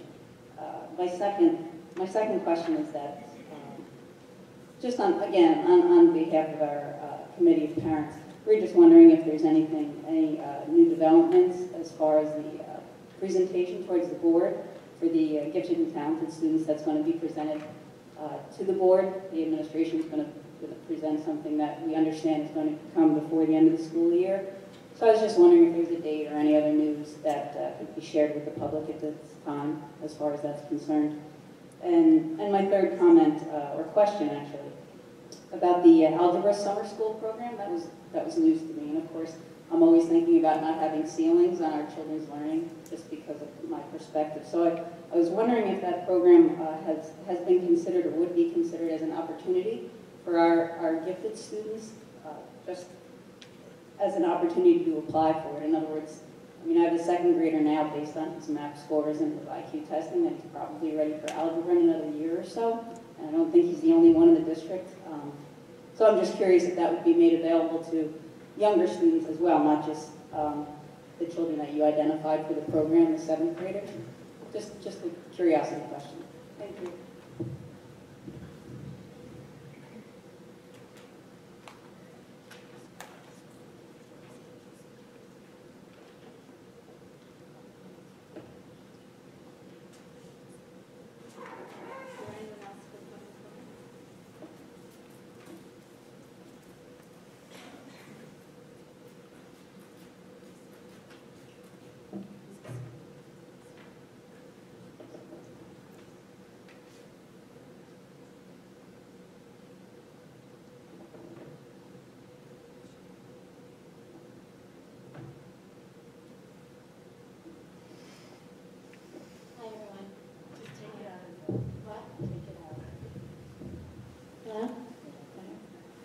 Deborah Boslin, 35 in Portland Way, and I'm here tonight to speak about the quarterly assessment experience that my child and most of her friends have been having.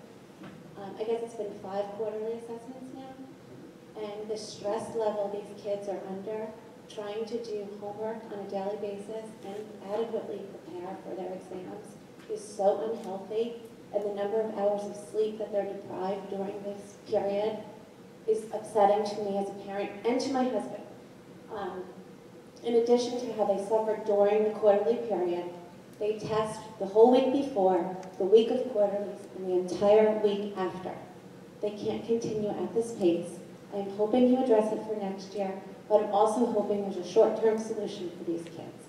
They can't do 2 hours of homework in addition to preparing for 2 quarterlies the next day. Thank you.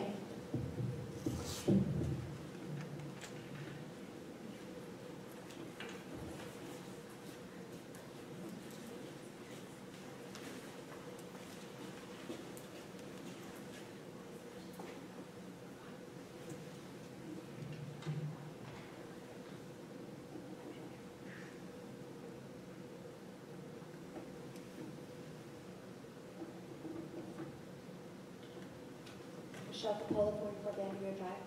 I'm not going to give reread you my letter, because obviously you have that, and I'm thrilled to hear people bringing up some of those points. I'm hoping that a lot of other people brought those to your attention as well. My concern is, my heart is racing over the idea that most of the advantages are things that are to evaluate the teachers, and I just, as a district, we need to get back to what's for the best of the kids. And it seemed like Mr. Rare was kind of questioning, like the retention, we're suggesting that they retain it for 1 hour because they can study and they cram for however many hours to be able to regurgitate for that hour. But retention means they hold on to it for a period of time. So we don't know if they retain it or not. So I don't know, that suggestion is a little scary as a benefit. And also the last thing is,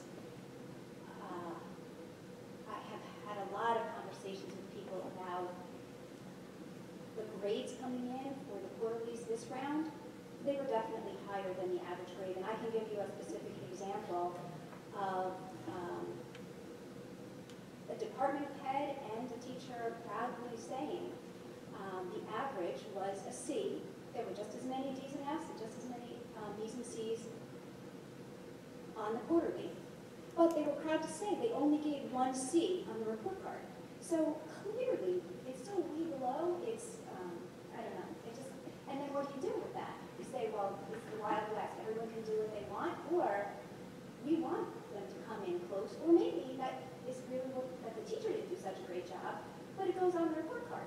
Do you know what I mean? So it just, we need to have some consistency if we're going to continue to do this torture. And I agree with the person who spoke before that the stress is ridiculous, and I'm fearful for our children. We're talking about suicide. You keep pushing these kids to this point, it's going to be on you. I really think you have to own this decision and to keep saying, well, we want to get through all of next year, and now we want to get through all of this year. For what? For what? They're not, tonight I heard at Channel 4 at 6 o'clock when you guys were in your meeting, the Common Core in New York, they are not going to count the testing for Common Core until 2022. What are we doing? I mean, are we going to like catch up with this and say, wow, maybe we made changes too quickly, maybe we jumped. We were doing great.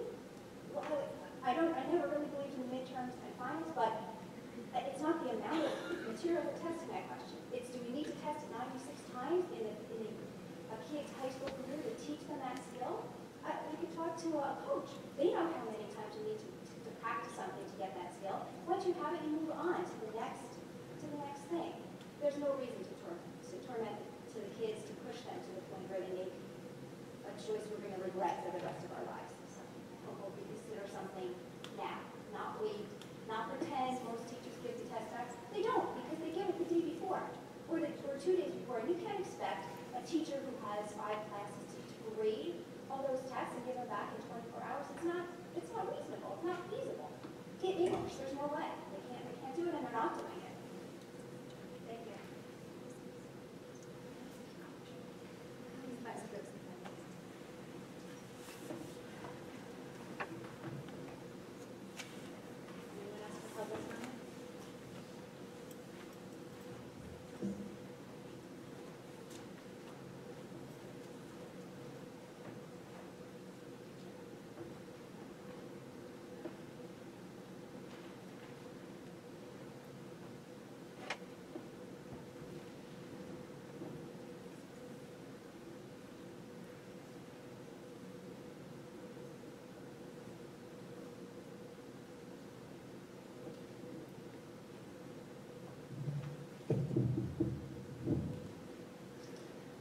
Good evening, everyone. My name is Carol Spina. I live at 481 Minebrook Road with a Farham's mailing address. I wanted to ask you a question regarding drug testing. What would the Board of Ed require for the random drug testing to be revisited or reconsidered for Ridge High School? Is there just a common, I know it's probably not one thing, I don't know if it's too difficult of a question to answer, and what were the reasons it was denied in the past?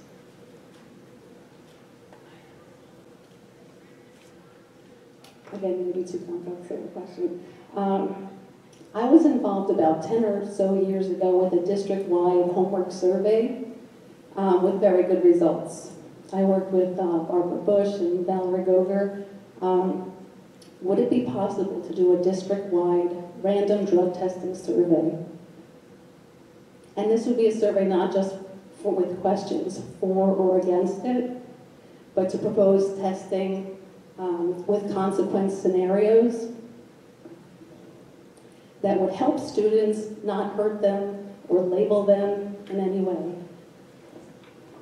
I would be willing to spearhead any type of committee or work in any capacity to help this come to fruition. This survey will be an opportunity for parents to anonymously voice their concerns and opinions in a constructive way. It's a very emotional topic, and I know that's not something that, it's a very difficult thing to address, but it would be a way to get an accurate poll on parents' opinion on drug testing and scenario options for possibly first offense, that second offense consequences. It's also a way to present drug testing in a way that will help students, not hurt them in their high school and college careers. I just feel it's a time that parents, along with the school and the Board of Education, work together to protect our children from drug abuse and underage drinking. Is there any comments that you would like to make about this? We don't respond during this part. Oh, okay. We need a regular comment. It's on the agenda. We're going to talk in board forum. Okay, thank you.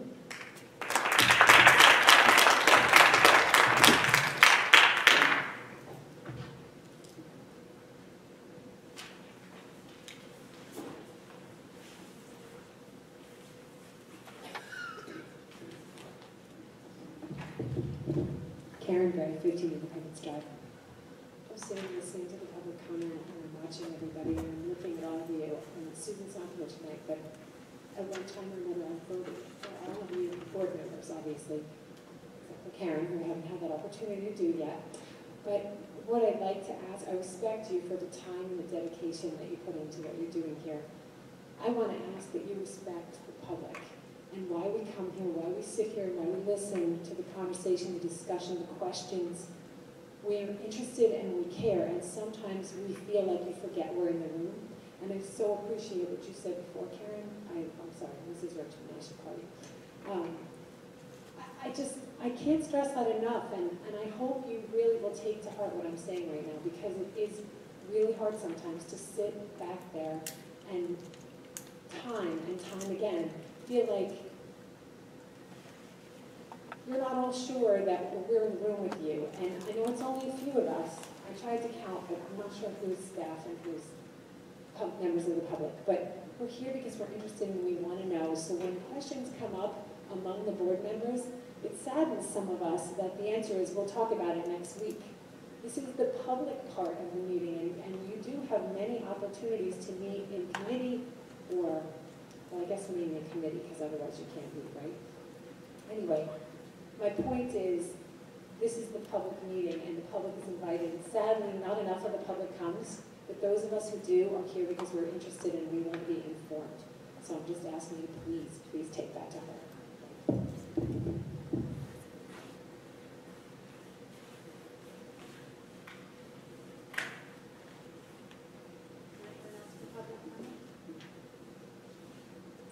At this time, I'd like to close public comment on other than agenda items.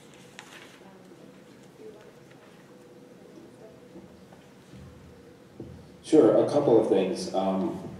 One, in general, as long as I've been coming to board meetings, the public comments on agenda items are generally not a back and forth dialogue that occurs between the board and the public, and that isn't because myself, or I think I can safely speak for everybody up here, doesn't want to let you know how we feel about things, but the public comment is always been designed for an opportunity for the board to hear about your concerns, not to get into a lengthy back and forth dialogue. So I just want to clarify that.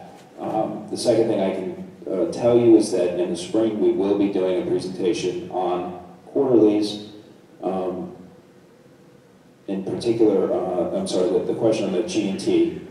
We will be making a presentation in the spring about that. And generally, in terms of what this board directs us to do as far as presentations is what I'm sitting here listening for. So when the public makes their comments, I'm listening to the comments of the public, trying to get a feel for what they'd like information about. But I also need the direction of the board so that I'm not chasing around or sending my administrators on individual one-off topics that one or two people want to hear about. So I also ask for the direction of the board when we go to make presentations. So as I said earlier tonight, I thought it was pretty clear based on the feedback that we have gotten from the public, because all of us are listening about issues like G&T and the quarterlies, that presentations will be made. And I've committed to doing that, and I've listened to the board members here, so I know that that's something that they also want too, and also comes from the public. So I don't want people to think that we're not listening and that we're not hearing their concerns.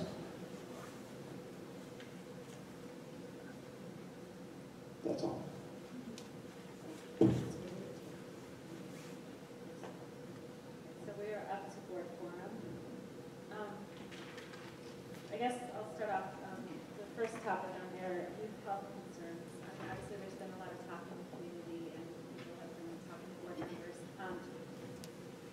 I went back through all, actually Audrey left me her huge file of papers, and I went through all the presentations from the American Drug and Alcohol Survey, presentations that we've had. I'm sorry, I'll talk right into it. Okay, I went back through the presentations that were given to the board over the last however many years about topics, and looked at the surveys and just like to refresh my memory of how everything went. I sat on that Rutgers drug panel that met for a year. I went back through the presentations from that, and I kind of came to the conclusion that there's a lot of stuff that we haven't really been talking about. I think partly because the board got fixated on talking about random drug testing. There's a lot of other really good stuff in there that got kind of dropped or not focused on. So I've read through all this stuff just to refresh my memory and get my thoughts together, and I'm interested in hearing what the board members have to say. Some people have been on the board for quite a while and have been here for some of these discussions and presentations, and other people are new. So I think we just have to have an open forum and see what people have to say. Or do you want to start around the table, or someone wants to go first? I think that was ready to Want to say go there? something. No. I mean, I think one thing that would be really helpful, particularly for the newer board members, is if the administration can put together not a lengthy detailed report, but a summary of all the initiatives we have in place to address these concerns. And maybe not just what we have in place currently, but the things that have dropped off the map. I believe Mrs. Gray talked about a 7th grade DARE program that we no longer have.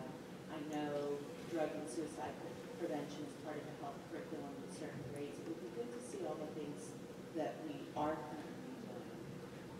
I personally feel really strongly that all of this starts in the home, and that parents and family are the biggest prevention in these problems. But as a district, we also play a role in educating the students and helping them understand the challenges and dangers of drug and substance alcohol abuse.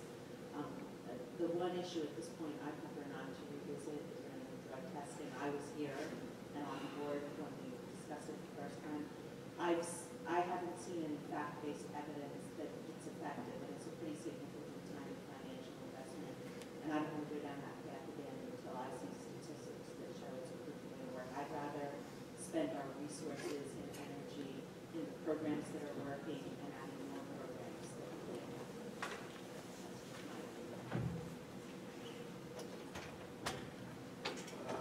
I want to respond.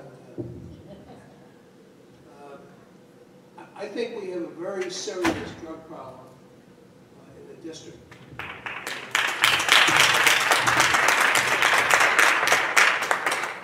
We've been working with these, fun runs and the different things, the booth at the Memorial Day or the 4th of July sale or celebration in the center of town. Nothing works. But let's continue it, because we're not making any enemies. We're liable to kill some kids. Since the last time we had a presentation, I can tell you one child in town hung himself, and that didn't bother anybody because we didn't upset anybody. We had the Township Committee or their spouses come, and each one of them told us not to do drug testing. The board voted 4-5 not to do drug testing. I think it was one of the worst mistakes this board's ever made. And the administration, in my opinion, is gun-shy. They don't want to go out on a limb and advocate something. But the principal of the high school and the administration brought the program to us. Say that we have to do something that's a very serious problem. What I think we're doing is a joke. It's nice, it's not going to hurt anybody. We'll show you a movie. But that's not the answer, folks. And it's a habit that once the kids get into it, my understanding of it, it can continue with them and ruin their lives. Alcohol is a little bit difficult, a little bit more difficult because you can't test alcohol after the fact. With drugs, you can do testing. I've heard recently from a couple board members and people that I've talked to that they don't think random drug testing works. I was thoroughly convinced that it did, but if it doesn't work, I don't want to do it. But I do want to know whether it works, and if it can be modified, and maybe just testing 5 kids a week or whatever the testing was, maybe we have to do 15 kids a week. Increase the testing to get the message out stronger. The cost of this program, the cost, I think it was $5,000 a year. It's nothing at all. And if we save some lives, very, very important. I don't know how much training the kids get in school. It seems to be health class and a whole lot of different places we could introduce drug testing, or I don't mean drug testing, drug education. We can do a lot better job than being. This isn't even a school board organization that's doing all the work. It's a municipal organization that has money, and they're spending, but they're not doing the job. They're not in the trenches as the administration is here. I think something really drastic ought to be done, and it's not a time to sit back and just relax. Something ought to be done. We ought to research, find out what works, and do it. So that's my opinion. I'm probably at odds with half the members on this board. But the kids have a problem, and we're going to do nice. That's ridiculous.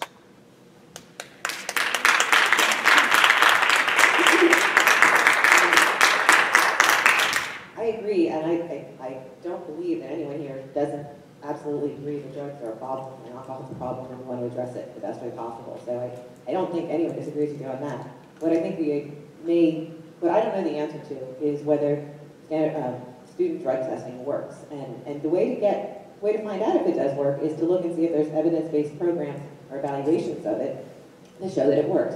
I did some research, and a study I found that just came out I guess it was earlier this year, which absolutely says perceived student drug testing was not associated with changes in substance abuse, where perceived positive school climates were associated with a reduction in cigarette, marijuana, and a reduction in escalation of frequency of other drugs. But I guess my point being, that's what I found when you look at drug testing. So if there isn't evidence to support that it's effective, I think that's not doing us any good either. I did find also other report, and Mike, I have a copy of this for you. So there's an article that came out.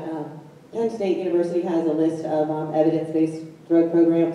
I'm sure there's plenty more. The Office of National Drug Control Policy has a list of evidence-based principles for substance abuse prevention. What I would suggest is, I'm certainly no expert on this, I just did some research, but I would suggest we work with our team, which Barbara Bush and the other people at the schools who are student, who interact with the students, and try to figure out what would be the best of these things that are proven to work, which one would work the best for us, and how can we do it? Because I think I want to do something. I just want to make sure it's something that is going to have results, because I agree it's a serious problem, but I don't want to do something that just makes us feel better but doesn't do any good. I definitely agree there's a definite problem. If you look at the self-reported results on the drug and testing, Rich High School is above the national average, and not just for the GP level. But anyway, the social studies group in 2012 made an evidence-based presentation. So I'm looking at it right here. I went through it, and it clearly states there's universities and high schools, but I'm going to just use high schools. There's a 14% reduction over 2 years and 11% over 2 years in 2 separate high schools using evidence-based instruction, and they have footnotes and things at the bottom identifying which the reports are. This has been on our website all along for the last 2 years.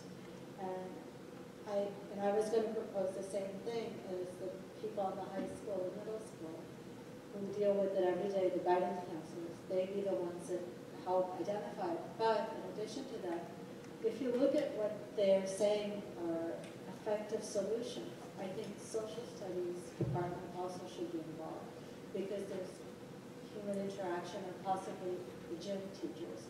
So that teach health, but it needs to be a team effort, and it can't be dumped on just one department. So I don't know if it's possible for administration to even have a multi-department group meeting to address this. But I'd like to see something done, evidence-based. We've already had a huge presentation done by the students presented to the board in 2012. And I don't know why we can't go forward from that. So I guess my question is, can we have a multidisciplinary meeting between maybe social, if everyone agrees, between health, social studies, and guidance counselors? I think a lot of the research, like as far as looking at programs, was done during that Rutgers study, and they have worked with lots of districts. I have here, this is a list of all the programs we already have at Layman, and this is a PowerPoint you can have that committee. This was showing what we have at Ridge High School, and then they talked about recommendations, and a number of them were things that have been shown to be evidence-based, like the SPOT and like skills program, curriculum, parents' education and programs with the parents, a pilot 8th to 9th grade transition program, and follow-up, all these other, things. I mean, there's stuff out there, and I think that the people that work in the district who sat on the committees that were fully aware of some of these different programs. And so I'd like to see, like a proposal for a summary of what are we still doing. Some of these things have changed. A couple things that got dropped that we used to have. A couple things got added. I'd like to see an update of this. What do we have at Ridge and Annin right now? And what of these things did we do? I'm not even sure. I know we were using the life skills program a little bit in some of the classes already, so it's already in the district, but did it get expanded the way it's recommended here and stuff? So I'd like to hear, what's going on. I'd like to have the administrators to tell us. Yeah. Yeah, I think there's no doubt that everybody in this room cares deeply about the safety of our kids, and no one in this room does not. We need to stick to the facts when we're doing, whatever we do, we have to stick to the facts and stick to things that we know will work. Because there are a lot of very popular programs we think are effective, which in fact, on which billions of dollars have been spent, that have done nothing as far as reducing the rate, the incidence of drug and alcohol associated infractions. So here are the facts. And the reason I'm bringing the facts up is because you'll notice that immediately something is wrong between what you saw Mr. Markarian present and what is going on. Okay? This is the survey from 2010 to 2011. Grade 12, 70% used alcohol in the past month. The average, national average, is 41. 70% in our district, 41% in national average. 49% got drunk in the past month. The average is 27. 28% smoked marijuana in the past month. The average is a little closer to 21. 16.8%, I'm going to say that, 16.8% claim to be heavy alcohol users in our district. The national average is 11.8. So, the problem is that where's all this drinking and smoking going on? Because they're not being caught in school. Because there have been, how many were there in the last 6 months? There were a couple, 10, 2, 3, 4, 5, maybe. So if somebody drinks on the weekend and gets hammered, somebody gets stoned on the weekend, the school has no way of picking that up, other than there probably are impacts on marks, etc., indirect ways, not, this sort of thing.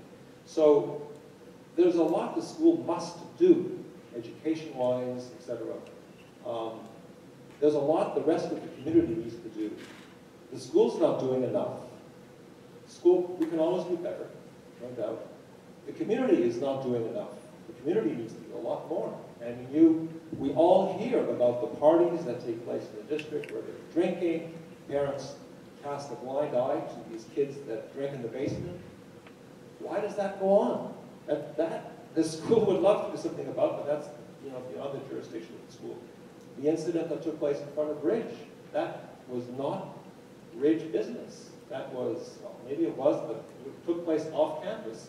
If a Ridge student is caught drinking on the weekend by a police officer, that doesn't come back to Ridge, unless the parents wish it to.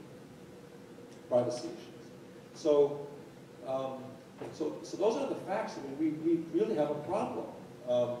So the safety of the children is important. I mean, there tends to be there may be, again, I really have a lot to learn about what's going on in Ridge, despite having had 2 children in the district.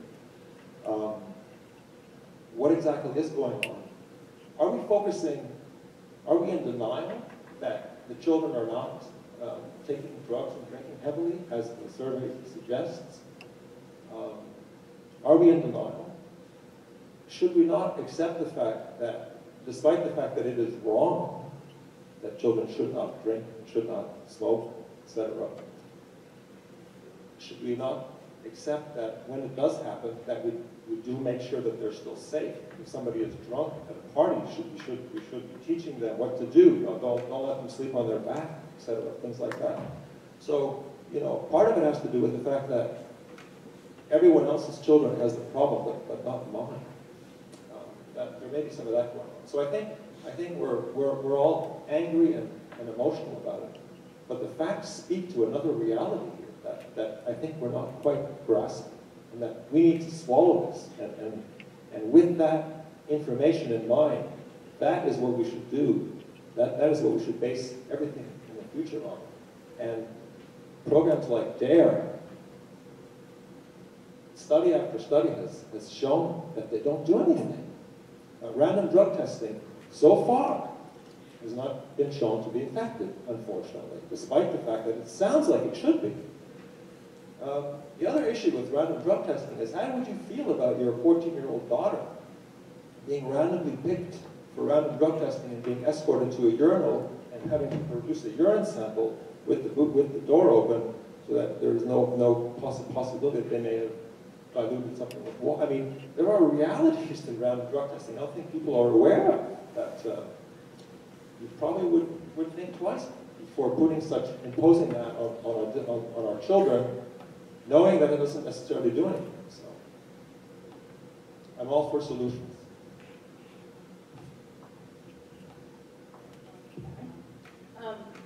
Like everyone else, I don't think anyone can disagree that there's an issue community-wide with alcohol and drug use and abuse. But I do think the problem is much bigger than just a school problem.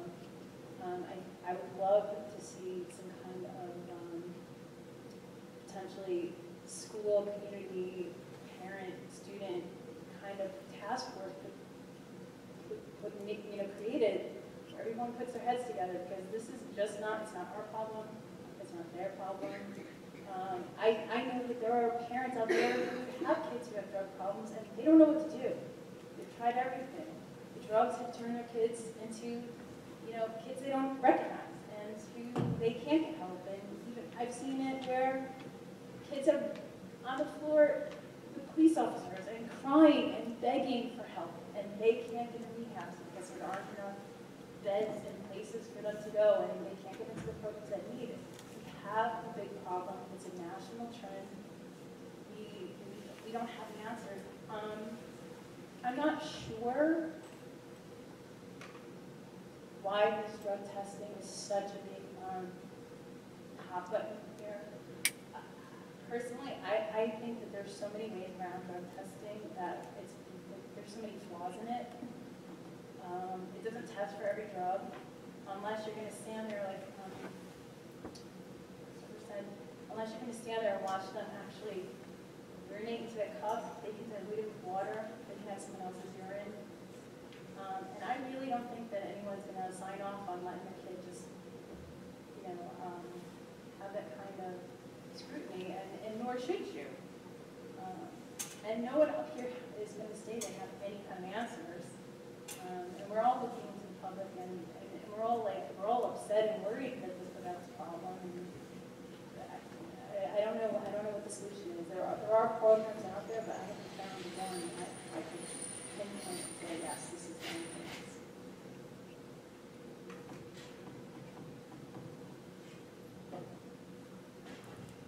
So, anyone else?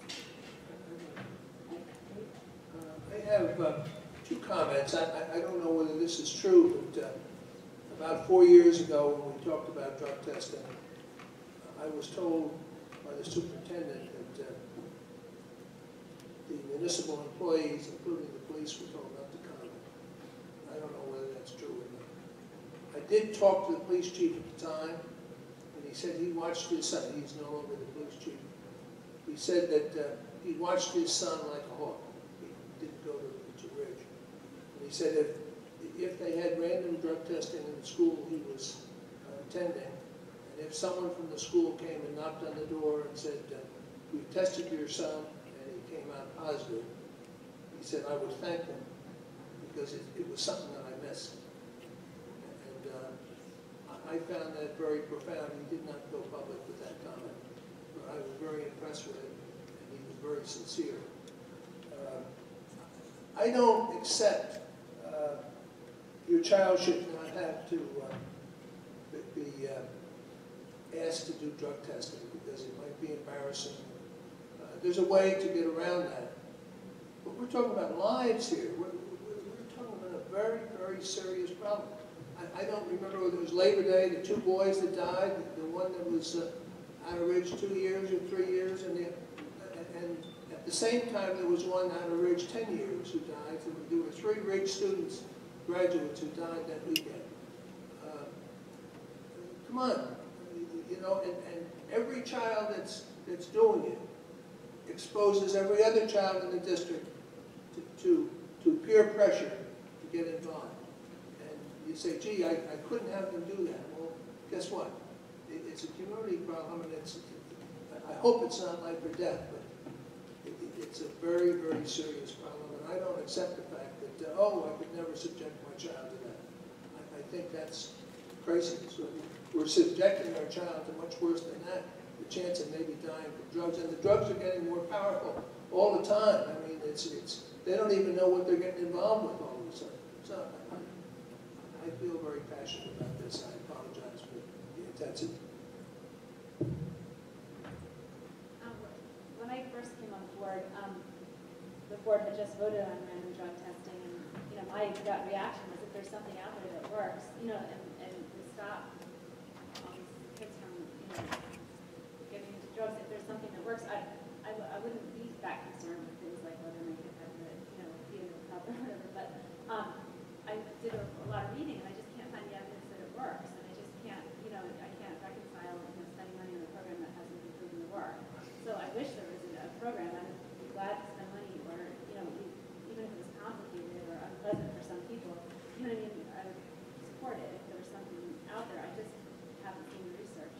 I've been looking, and all the evidence-based programs that I found they're not a simple solution. Like not as simple as random drug testing. They involve changing the cultural norms in the town, in the school.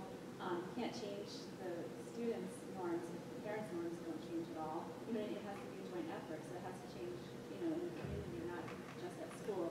The program and that presentation that the students did last year was really impressive, showing how they could do this advertising campaign to change the cultural norms in the school. And, it can have a certain effect, even if it's just within a school. I think more so on a college campus because the kids live there and they're there all the time compared to in a high school where they leave and go home at the end of the day.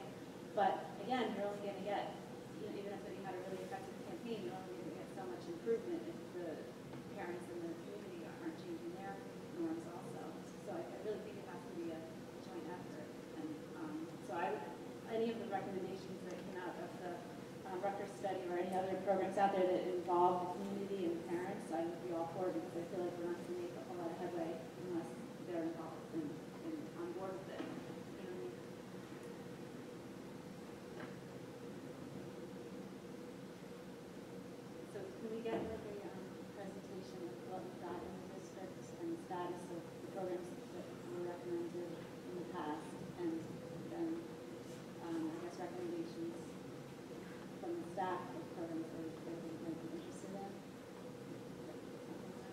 Actually, no, I don't, we pretty much don't need a presentation for what is actually in the schools. That would be one email or sheet or whatever. But I would like to know what the high school guidance counselors would recommend the staff people, if they have evidence-based programs that they think that will work.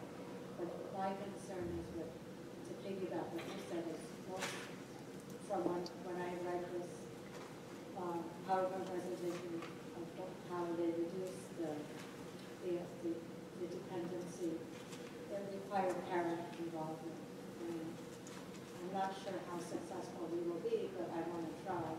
So I would just not want to waste administration's time and just work with the guidance counselors and staff guidance counselors and find out what they think is going to be effective for our schools.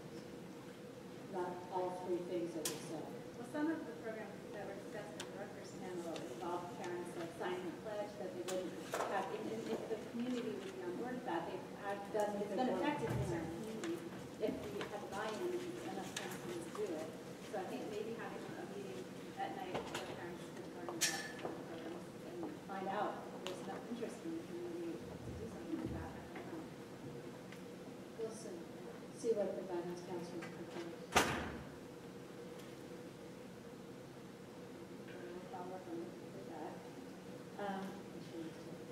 Okay, the number 2 is just very quick. It's just as far as the system for responding to board and email. This is emails that we get coming in. We've kind of had a system where the committee chairs would respond to something that has to do with their committee, and then some things are more general, and sometimes they respond or respond. The issue that is that we have to make sure that we know who's answering stuff, so that we're not either 2 people answering stuff without knowing it. We usually CC the board on the answer, except for we kind of stop doing that when we're getting hundreds of emails on the same thing, so we don't want to like torture people like a calendar. So we just have to be careful that we are aware of who's answering what. So when emails come in, we can just fire up an email and saying, oh, it's a curriculum thing, we can answer that one, and then when she answers it, she can see everyone so they can see what the answer was. So that's why I put that on this. Actually, I have not received CC. We can check to see if there might be a problem with their email address, but what I think makes the most sense is what Robin described, that, as board president, she can say, can the chair please respond to this email? Or Nick, can you please respond to this email? And then that goes to the whole board. So everyone on the board saw the original email question. Everybody on the board knows that someone has been tasked to respond to that, so they know whether or not they're supposed to respond to it, or I know whether or not I need to respond to it, or if Robin's going to respond to it. And then in the response, the whole board should be CC'd too, so that everybody is aware of that. If you're not, we can check to see if there's some kind of email issue, but I know that I've seen some of that going on, so you can check that. Yeah. Has anybody received? Well, I know like with the calendar, we stopped. Yeah. I have not received a single CC. We're working on the calendar issue. The first few, I CC'd the board, then I sent a note to the board saying, I'm not going to CC you anymore because we were dealing with like 20, 30 emails a day. I didn't get that. So I definitely would like to have that with you. Okay. Well, the next couple of emails that come in, we'll make sure when I send it, I'll make sure that everyone saw the email and CC. And then number 3, snow day. Nick, do you want to say anything about that? Yeah, so obviously we had 3 snow days built into the calendar. We used those 3, and we just had most recently our 4th snow day last week. I guess it was Wednesday? Yeah, Wednesday, right? So we were on Monday, Wednesday, right?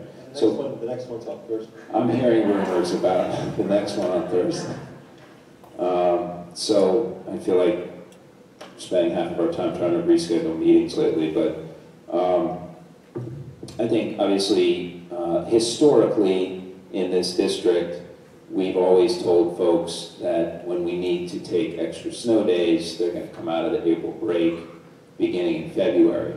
Obviously, we had a unique year last year with the hurricane, and when we talked about this issue and we had to make up days with respect to the hurricane, it kind of got us all thinking about, well, can we think about our policy and recognize that there may be times when we have other unusual circumstances that could come down the road. Could be another hurricane, could be, you know, something else that happens and you lose power or something. Who knows what? Hopefully we won't have to face too much of that, but I think when we talked about the calendar policy at the time, we wanted to make sure that we had language that would represent that, hey, you know, if there's an emergency or something that's unusual, that we could talk about making up days besides just the April break. But I think that it's well understood amongst the staff of this district and the community that the standard for years has been we go to the April break. Yesterday, or last year I should say, was a deviation from that because of Hurricane Sandy. Could we deviate again to make up for this snow day? I think we have some pretty unusual circumstances right now in the fact that we're at over 40 inches of snow in this town, and we average about 27 or 28, and it's only February 10th. So from the actual policy language that we currently have that says that we could look at other places, do we have an unusual circumstance again? Yeah, we do. Is it as unusual as Hurricane Sandy? No, I don't think so. So, you know, my take on this, and obviously it's up for board discussion and we can talk about it. I did speak to the association president about this, and we talked about the fact that, hey, you know, we're going to have to make up a day, and, you know, we usually do April, but this has been a really bad snow year. You know, what's your take on it? What are you thinking about it? So we brainstormed, kind of the two of us together a little bit, and we've done that twice in the last couple of days. And my concern, if we do deviate from doing the Friday in April, is twofold. One, you know, it's only a week away, on the one hand. On the other hand, the staff, I think, is anticipating that April break goes first, and we'd really be springing it on them a week away. And I'm concerned about that. I mean, obviously, like I said, I can be convinced that it's an unusual year and we could do something different, but I think we need to be cautious that most people are anticipating that if we lose a day, it's going to be in April. And if we lose a second day, if Thursday is another day, where are we going to go if we, say, take the Tuesday next week? Right? It's only a week away. A week from tomorrow would be the Tuesday that we could come to school. My concern is you take that day, and where are you going to go for the next one? You're going to go to the April break anyway. Now you've taken your 4-day break, made it a 3-day, and now you're cutting into April anyway, so what have you really saved? So I've been thinking about this a lot. I know a couple of people have asked me about it. And my take at this stage of the game is probably, I mean, it's going to be painful no matter what. No one likes having days taken away because people have plans for anything. Anything that wasn't a school day, somebody's got plans for. But my sense is, from a community and a staff perspective, more people are prepared and anticipating that we'd be going to the April break. And that's what our calendar certainly suggests. Barring unusual circumstances, we're going to go to the Friday in the April break. So, that said, that would be my recommendation right now. I mean, thought about it a lot the last few days. I support that. I don't want to discuss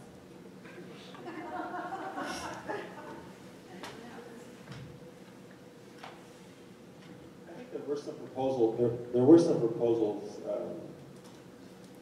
which I think you alluded to look at maybe the Friday before. There are a couple of those days, but it's just one of a few, I think, and I guess just because we've been asked to consider that, we should probably address it. Sure. So the Friday, I think Dr. Barrett's referring to the Friday before Memorial Day weekend. That's traditionally been a flex day in the teacher's contract, and thank you for reminding about that. We did talk about that particular day as well, and I understand where the teachers are coming from on this day.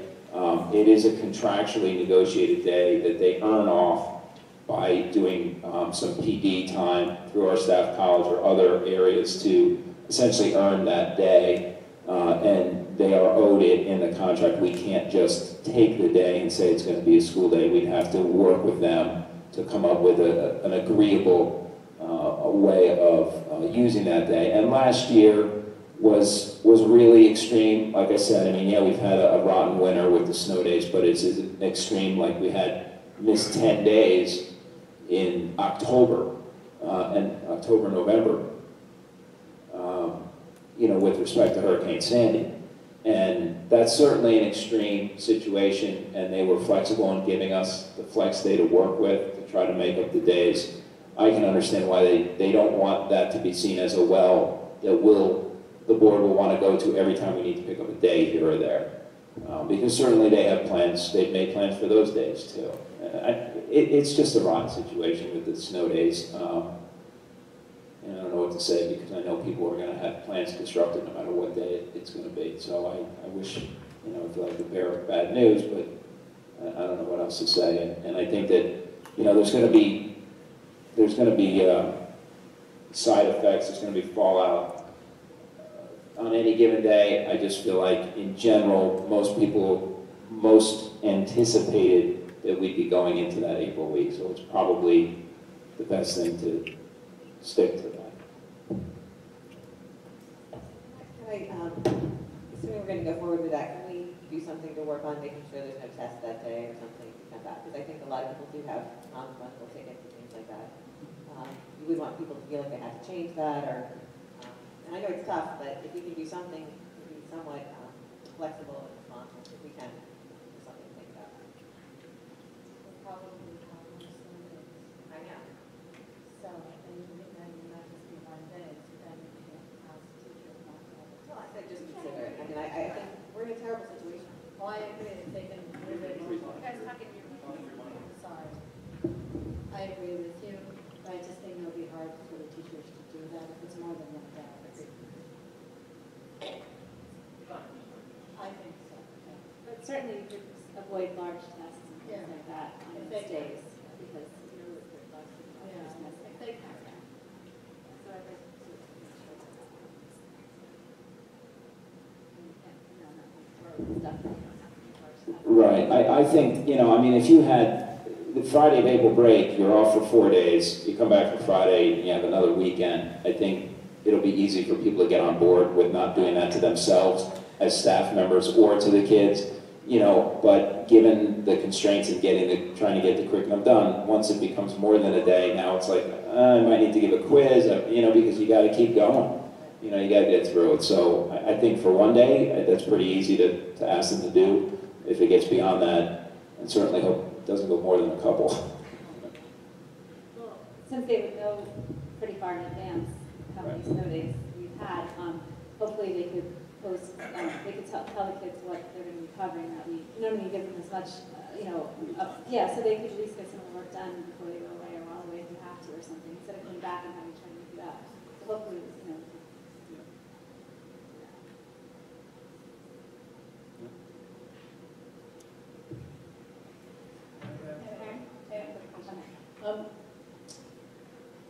Once this is voted upon, and how are we going to be communicating this to everybody? Are we going to do it in front of people and then say, in anticipation, if there are more, this is where they'll come from? Well, the question is, how are we going to communicate this, and what's the decision going to be? At this stage of the game, I don't think we need a formal vote, but if I could get a show of hands, understanding that we're going to be working with the April break for our days. Can I just have a show of hands on that, so I understand that? And then I'll certainly get that out to both the staff and to, you know, the public, just reminding them, hey, this is where we're going for our first day. It's the Friday. Please be reminded that if we get additional snow days, I'm sorry, but we're going to be into the April break, just so that everybody knows.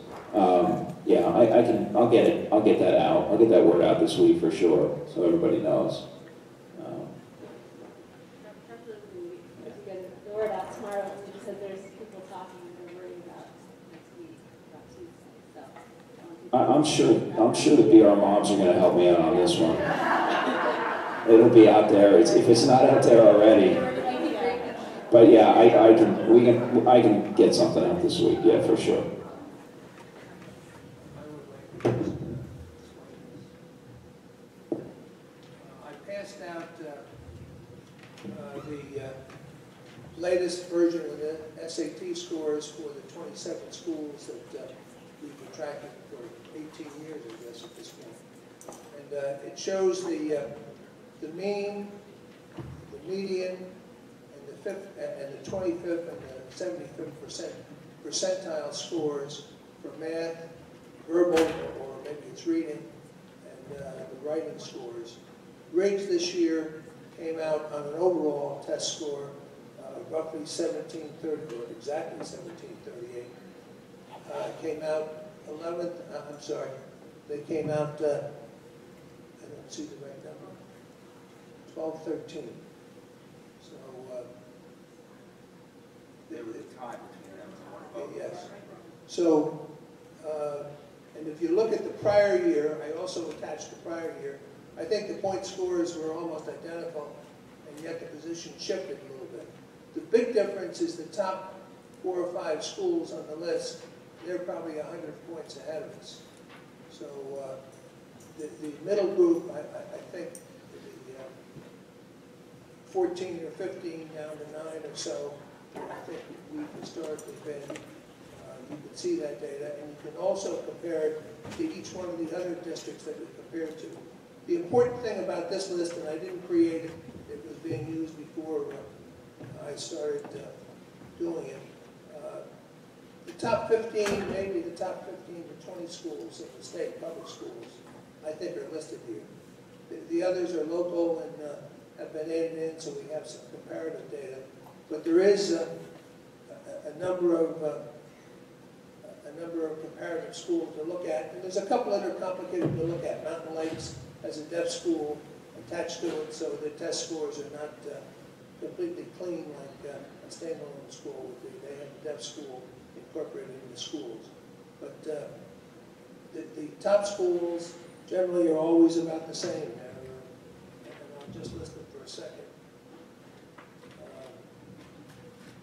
The West Windsor schools, Melbourne, Montgomery, Princeton, Ridgewood, Tenafly, and Holyoke. I think we're in the next group after that. So that's the data. It just came off the press, and I hope it's of value.